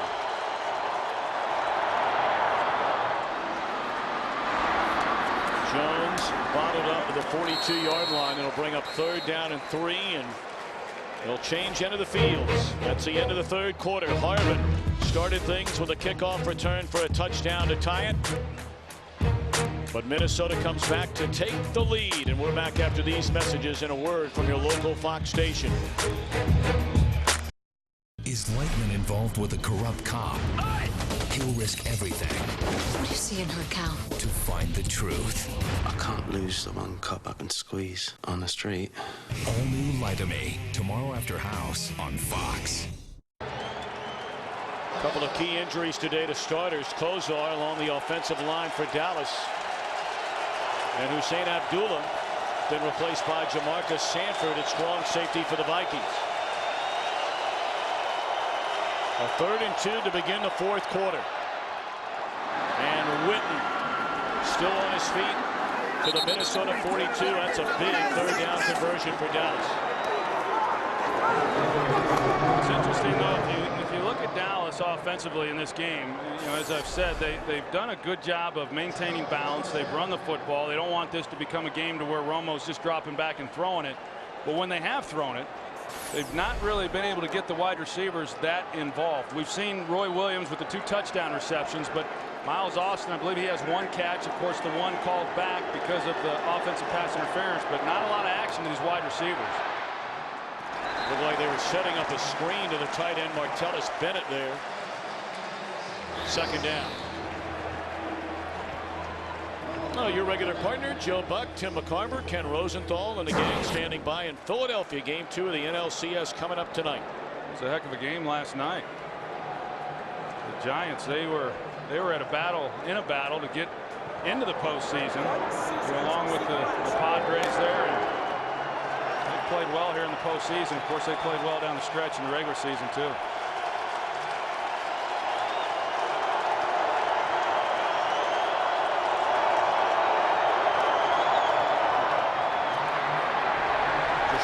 Running room when they've tried it for Felix Jones today. That's his 13th carry for less than 30 yards. Yeah, they're just not getting a lot going. And you know, when we talk about it, the numbers for Minnesota, if you just looked at their ranking defensively in run defense coming into today's game, it would tell you that they were 14th, but they were only giving up 3.9 yards per carry, which was actually the same as they gave up last year when they ranked second in the league in rushing. It's just that teams have been able to stick with it more because they haven't had big leads like they had last year, just like what we're seeing from Dallas today. Third down, four-man rush. Romo gets it away, and maybe a yard short of a first down is Miles Austin. And does Wade Phillips think about going for it here on fourth down? Well, I think he will. You know, based on the score and as close as they are, and sure enough, they're bringing in their short yardage guy, Marion Barber. And I said earlier in this situation I would expect play action pass. I think they're going to hand it to Marion Barber here. Well, Barber today is 4 for 4 on 3rd and 1. This one is 4th and 1.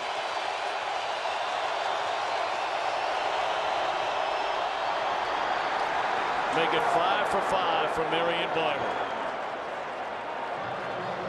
There might be people out there, Troy, that want Felix Jones as a primary back, but this is a guy when you got to have this yard. Yeah, and when he had to go laterally right there, that didn't look real good initially for Dallas picking up that first down. You know, they wanted him to get in behind that right side and just go straight ahead, but he had to bounce it, but he was able to get the first down before he got contact. Under 12:30 to play, a fresh set of downs for the Cowboys at the 30.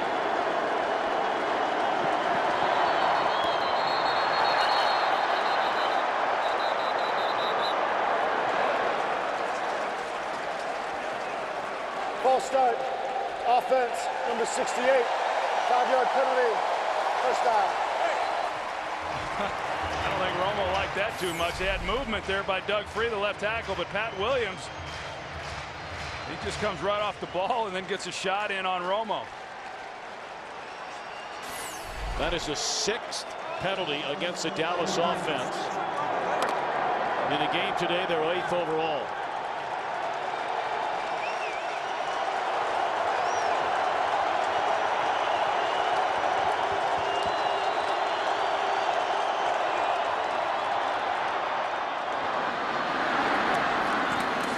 Jones to the 30.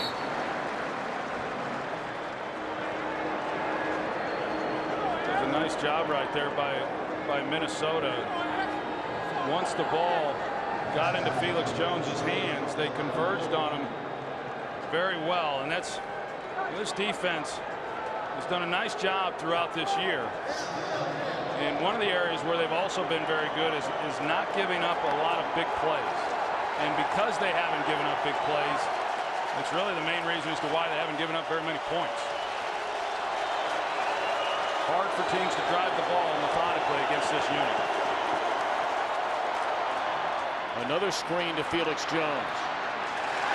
There's been some very, very good tackling by Minnesota in the open field. That time it was LaTroy Guion, a backup defensive lineman. I've always liked this defensive unit. You know, of course, the defensive front with Jared Allen and Kevin Williams, Pat Williams, and of course Ray Edwards, the way he has come on. But those linebackers are probably an underrated group across the league. I think they're an excellent group of players, and they play hard. 3rd down.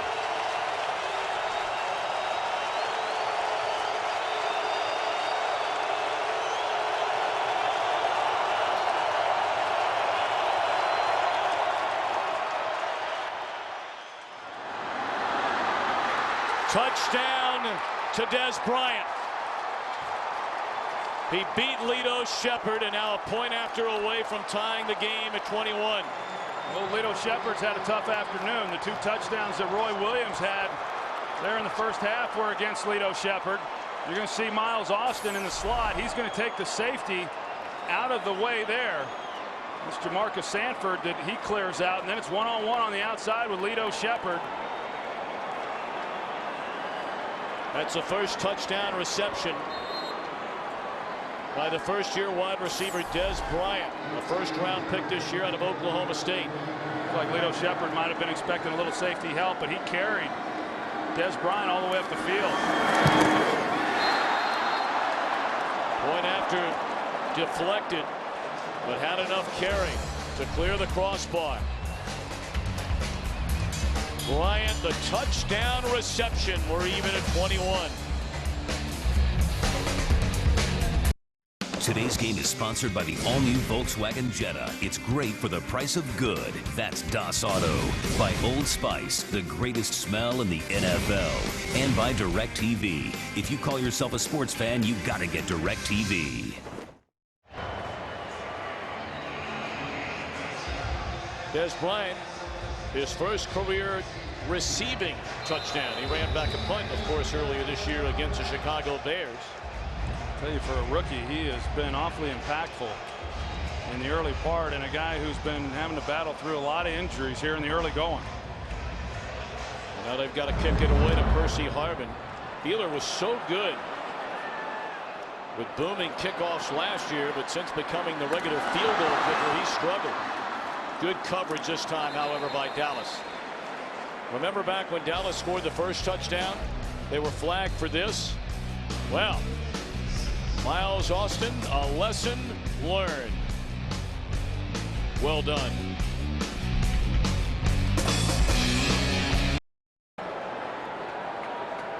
Dez Bryant has tied the game with a touchdown catch, 10-12 to go. Bryant was starting to get perhaps a little bit frustrated over on that Dallas sideline without a catch the entire game up until just moments ago.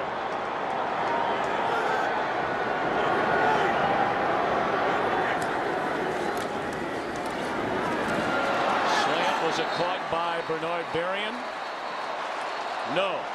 Well, I tell you, that's one that Brett Favre would like to have back, and sometimes he throws it a little harder than what he has to get a ball in there. But if he had been able to hit Bernard Berrian in stride, there was a lot of field for Berrian to run, and there's a chance he scores a touchdown, because the only guy then that would have been able to make a play is the safety, and he would have been one-on-one on him. Favre 12 out of 15 for 108 yards. Second down and 10 for Minnesota.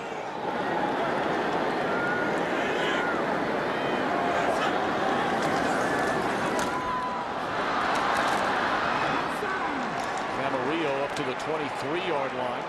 Third down upcoming. Here's that first down play to Bernard Berrian. You're going to see here's the safety right here. He's the only one, and Berrian has a step there on the corner, and he would have taken that and continued right through here. He's been one-on-one on Alan Ball, and I'd like to have seen that foot race.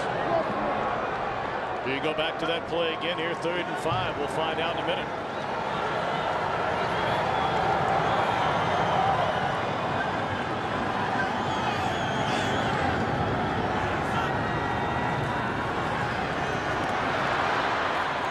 Favre just throws it straight in the ground. They were setting up a screen, it looked like, to Percy Harvin. And we talked about trying to get Randy Moss a little bit more involved in the second half. They did that the first possession. This was a screen pass, but they've got the help, safety help, Alan Ball helping with Mike Jenkins. And after that first possession here, they've not been able to even give Randy any shots down the field. Look at what Minnesota has done in this game. They have not been able to create any big plays. Dez Bryant waiting on the punt.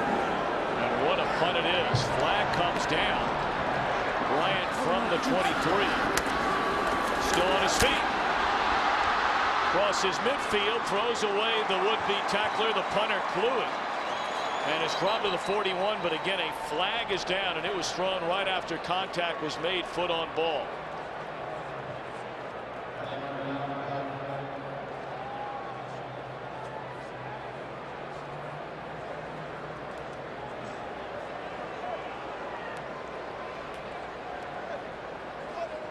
During the kick, holding, return team number 20.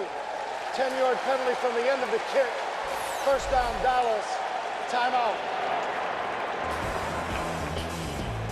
That's a penalty on Alan Ball, and that takes away a 37-yard return by Bryant.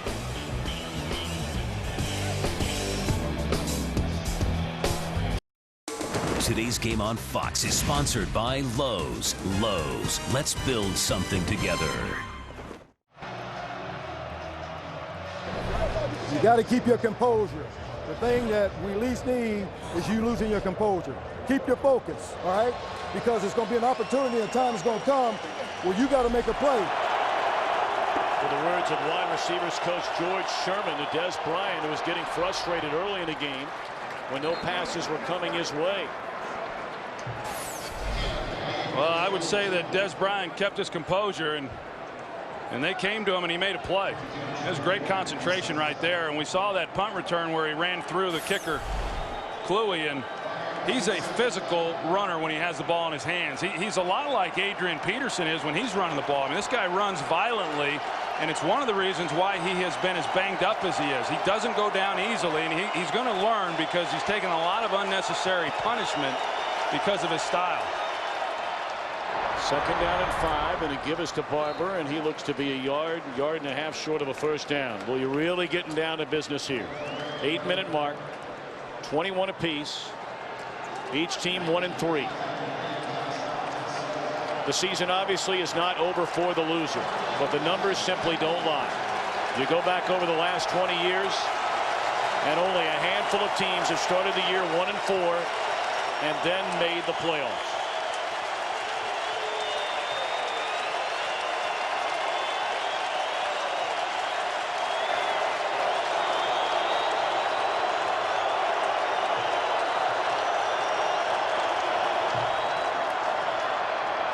Intercepted 5 times today on 3rd and a yard. Dallas ran the ball. A little cat and mouse game there by E.J. Henderson. He looked like he's going to come on the blitz, and then he drops underneath it. You're going to see him right here. He starts up as if he's going to blitz in coverage, and then he drops underneath, and that's the guy, because of the offensive lineman in front of Romo, he never sees. He thought he had a clean shot to Jason Witten for an easy first down completion.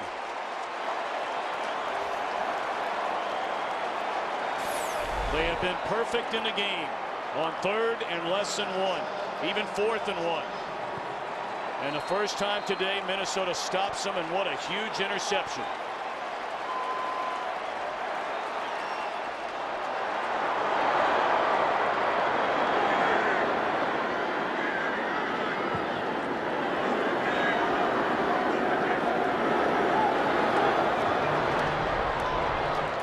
Peterson to the 27.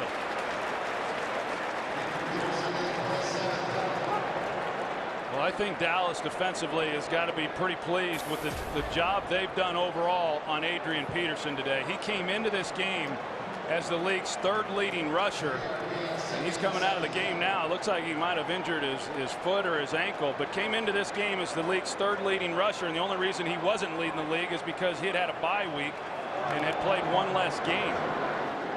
But after giving up back-to-back 100-yard games, Dallas's run defense has been pretty good against one of the league's best. Rookie Toby Gerhart is checked into the backfield, and they give him the football. Let's send it back to Los Angeles to Kurt Menefee for a game break. The LaDainian Tomlinson Resurgence Tour continues today in Denver. He just took it in from 20 yards out. 4th touchdown of the season for LT. Ties the game at 17 apiece midway through the 4th quarter. Tom, Troy, and Pam.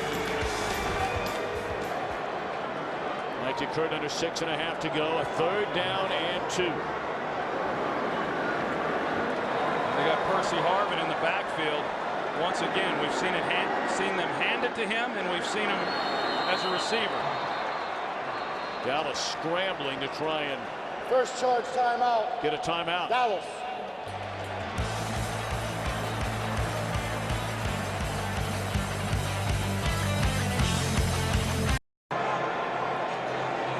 One of these teams will leave this venue with a 1-4 record, and will face the task of trying to become just the 6th team in the history of the NFL, going back to when they expanded to a 12-team format in '90 to get to the postseason.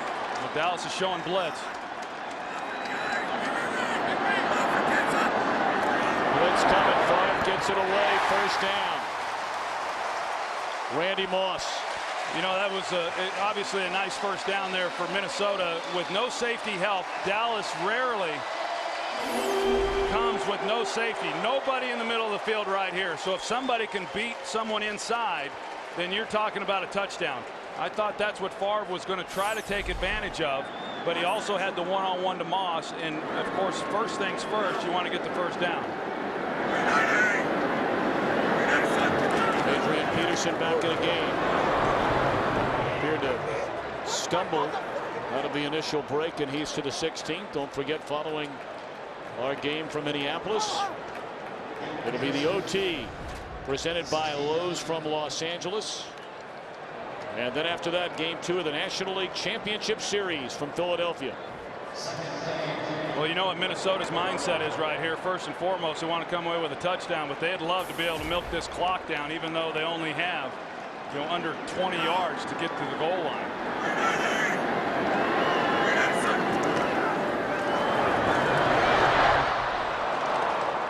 Coming up to make a nice tackle on Sensabaugh. It looked like Peterson had running room that he broken through. It was a good tackle there by Gerald Sensabaugh. You're right on Adrian Peterson. Sensabaugh was the one who had the first opportunity to make the tackle on Percy Harvin on that return for a touchdown to start this second half and failed to make it.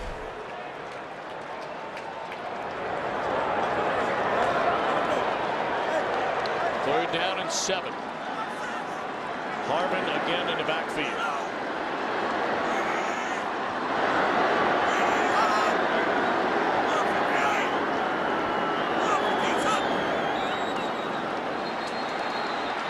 Flag.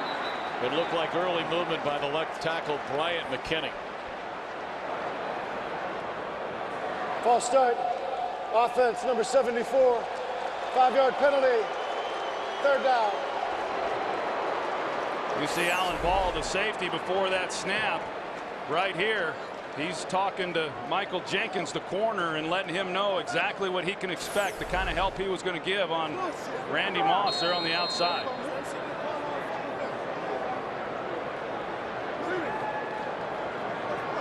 I still wouldn't be surprised, based on at least what Dallas showed there, that if they wouldn't come back with Moss and just give him a shot. They're working Alan Ball back over to the top now, over here, and giving the help to Terrence Newman. 3rd and 12. Looking for Moss, and broken up by Ball.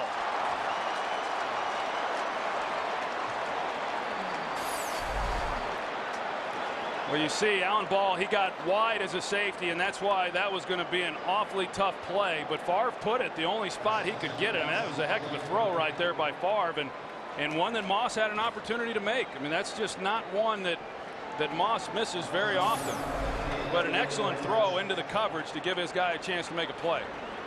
So now Longwell to try and give Minnesota the lead. Good snap, good hold, and a good kick.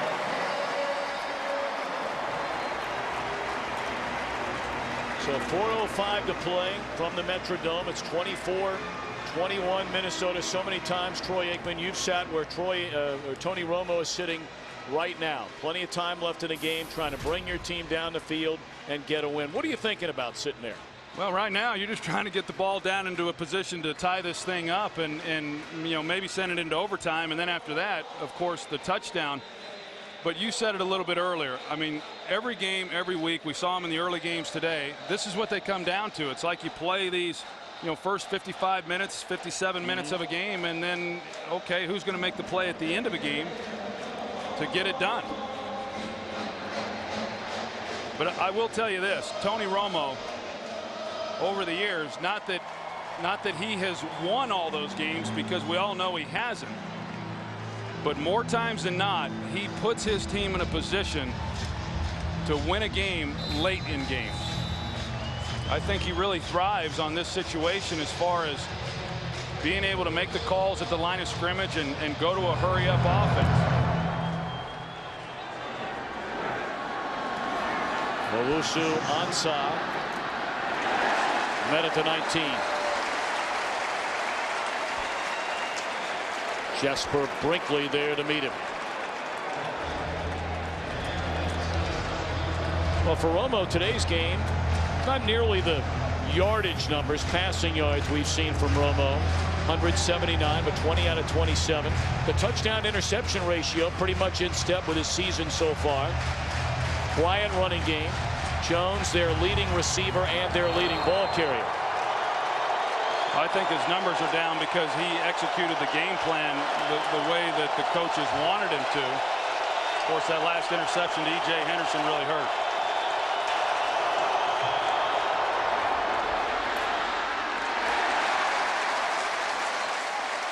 Let's send it back to Los Angeles to Kurt Menefee. You think the Vikings and Cowboys are desperate for a win? Try being San Francisco. Still looking for that first victory of the season. Alex Smith and Vernon Davis helping the cause. 17-yard score, and it pushed them ahead of the Raiders late in the fourth quarter, 17-9. Still looking for win number 1. Tom, Troy, and Pam. Kurt, thank you. 3:30 to play in Minneapolis. And Jared Allen is not even on the field.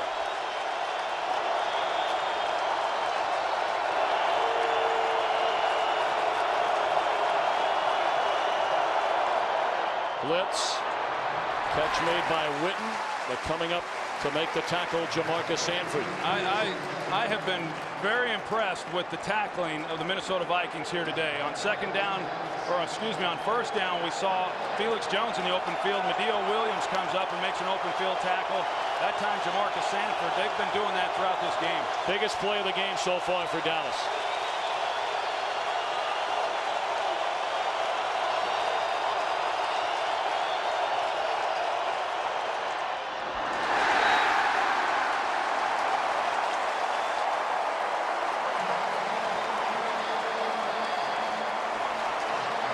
Des Bryant may have taken his eyes off that one. There was going to be contact, but he gets a good release, and it looked like it just went right through his hands because he saw Chad Greenway waiting on him. If he catches that ball, he picks up the first down. It's a good throw by Romo.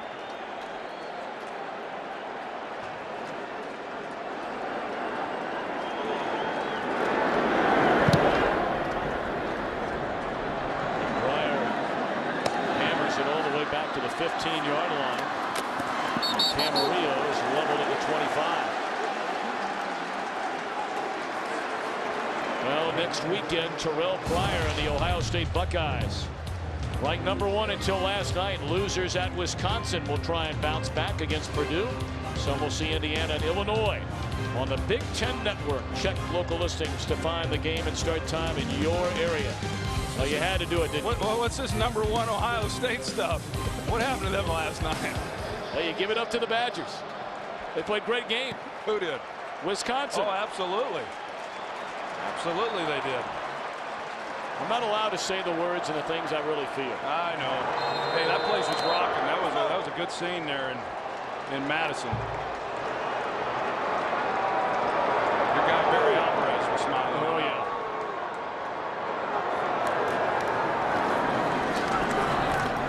Adrian Peterson for a couple of yards. And I want to thank you for showing up at our meeting last night wearing the Jim Tressel red sweater vest and the red tie.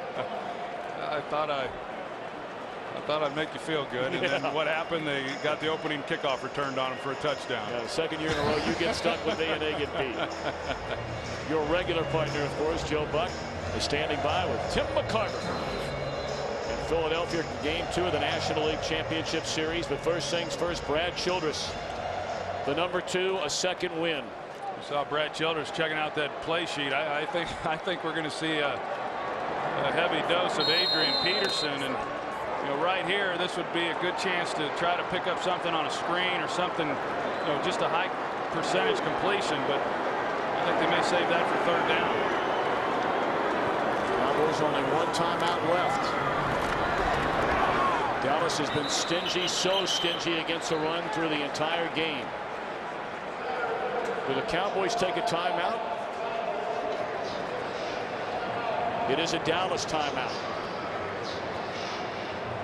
Well, they have been stingy defensively against the run today, and they've done a nice job in that regard. And right now, I think that whatever happens in this game, if Dallas goes on and loses, then you're going to say the same things that they've been saying here over the first 4 weeks of the season, and that is that, well, penalties and then turnovers. They had 2 turnovers here in this ball game. Costly one on the last one that set up the field goal for Minnesota, and then Minnesota only had the 1 turnover, which Adrian Peterson was a gift there in the first quarter. Vikings have scored 10 points off those Dallas turnovers. 3rd and 6. Favre to throw it to Greg Lewis. And a flag comes in all the way back at the 40-yard line. And this will be pass interference against Dallas, and you can't blame Wade Phillips for being upset.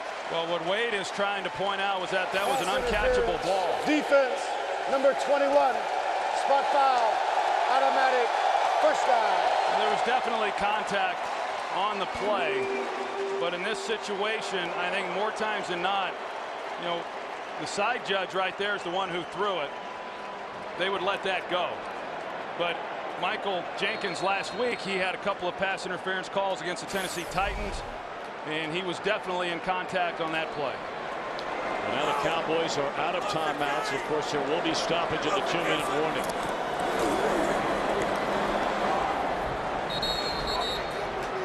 No gain for Peterson on first down.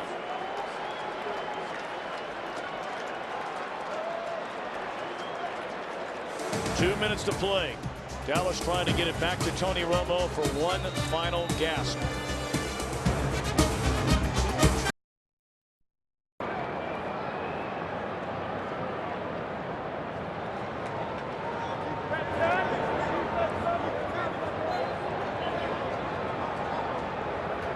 (24-21), 2-minute warning. Adrian Peterson officially has not fumbled one time this year, although it looked like that was his fumble early in the game. Can you trust him to give him the ball here at the end of the game? Well, if you can't trust your best player with the ball when the game's on the line, I think you got the wrong guy. They give it to him. He's got that thing wrapped up. It'll bring up 3rd down and a yard. Dallas out of timeouts. Obviously needing to stop here, and after a punt, the best Dallas can hope for is to have the ball with about 30-35 seconds left in the game. Well, I'm a little surprised that, you know, we don't see Dallas at least getting together, you know, Romo and these wide receivers to talk about what they plan to do if they do get the ball back with 30 seconds. Because if Minnesota doesn't pick up the first down here, they're going to get the ball back.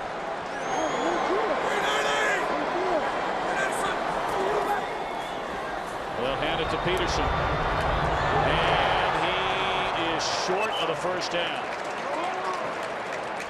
So you take 40 off of where we are now. That's about where you figured it, Troy Aikman. About 35 seconds left when Dallas gets the ball. Yeah, it's going to be under that now because of the fact that they were able to take some time off the clock on that last run.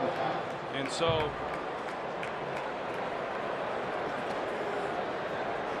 they're going to have under 30 seconds by the time they punt this one off, or by the time Dallas gets it.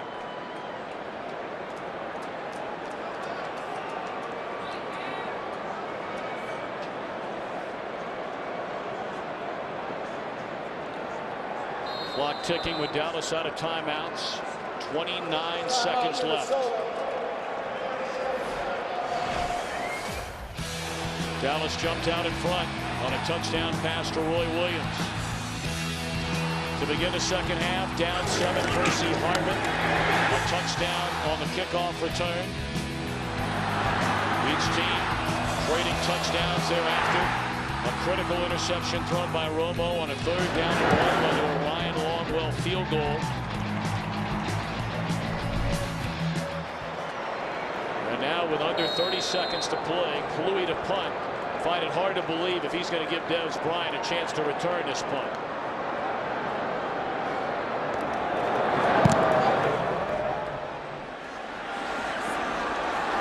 Bryant from a 3 will have a chance.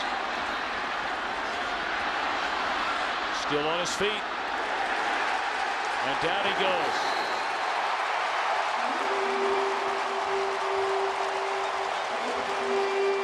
Boy, Tom, there initially, you know, a great punt, putting him down there in the corner. But initially, it looked like Dez Bryant was going to be able to get away and have room to run. But because he didn't, that chewed up a lot of time on the clock.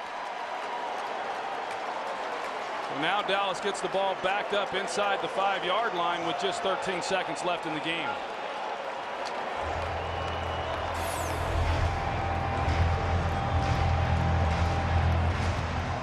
guess inside the, 10-yard line.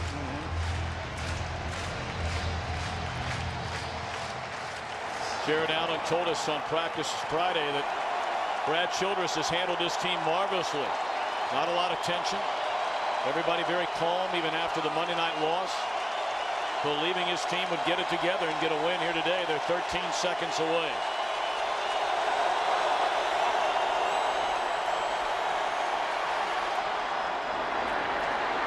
That is a catch. Up to the 27-yard line by Roy Williams. How in the world did he bring this in? Well, how did Asher Allen not intercept it? I mean, Asher Allen was in a great position to intercept the ball, and he didn't. I've heard of receivers alligator arming it, but I've never heard of a corner doing that.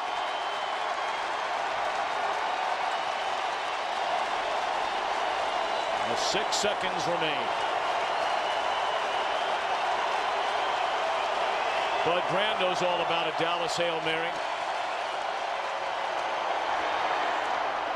Jones going to try and make something happen. And he'll lateral the football to Roy Williams, who throws it all the way to Tony Romo.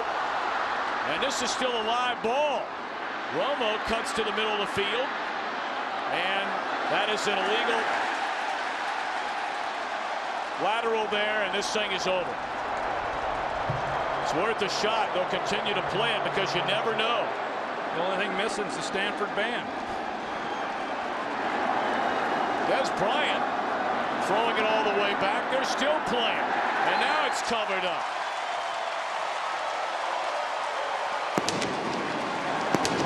Chad Greenway's out of gas. And Brett Favre and the Vikings go to 2-3.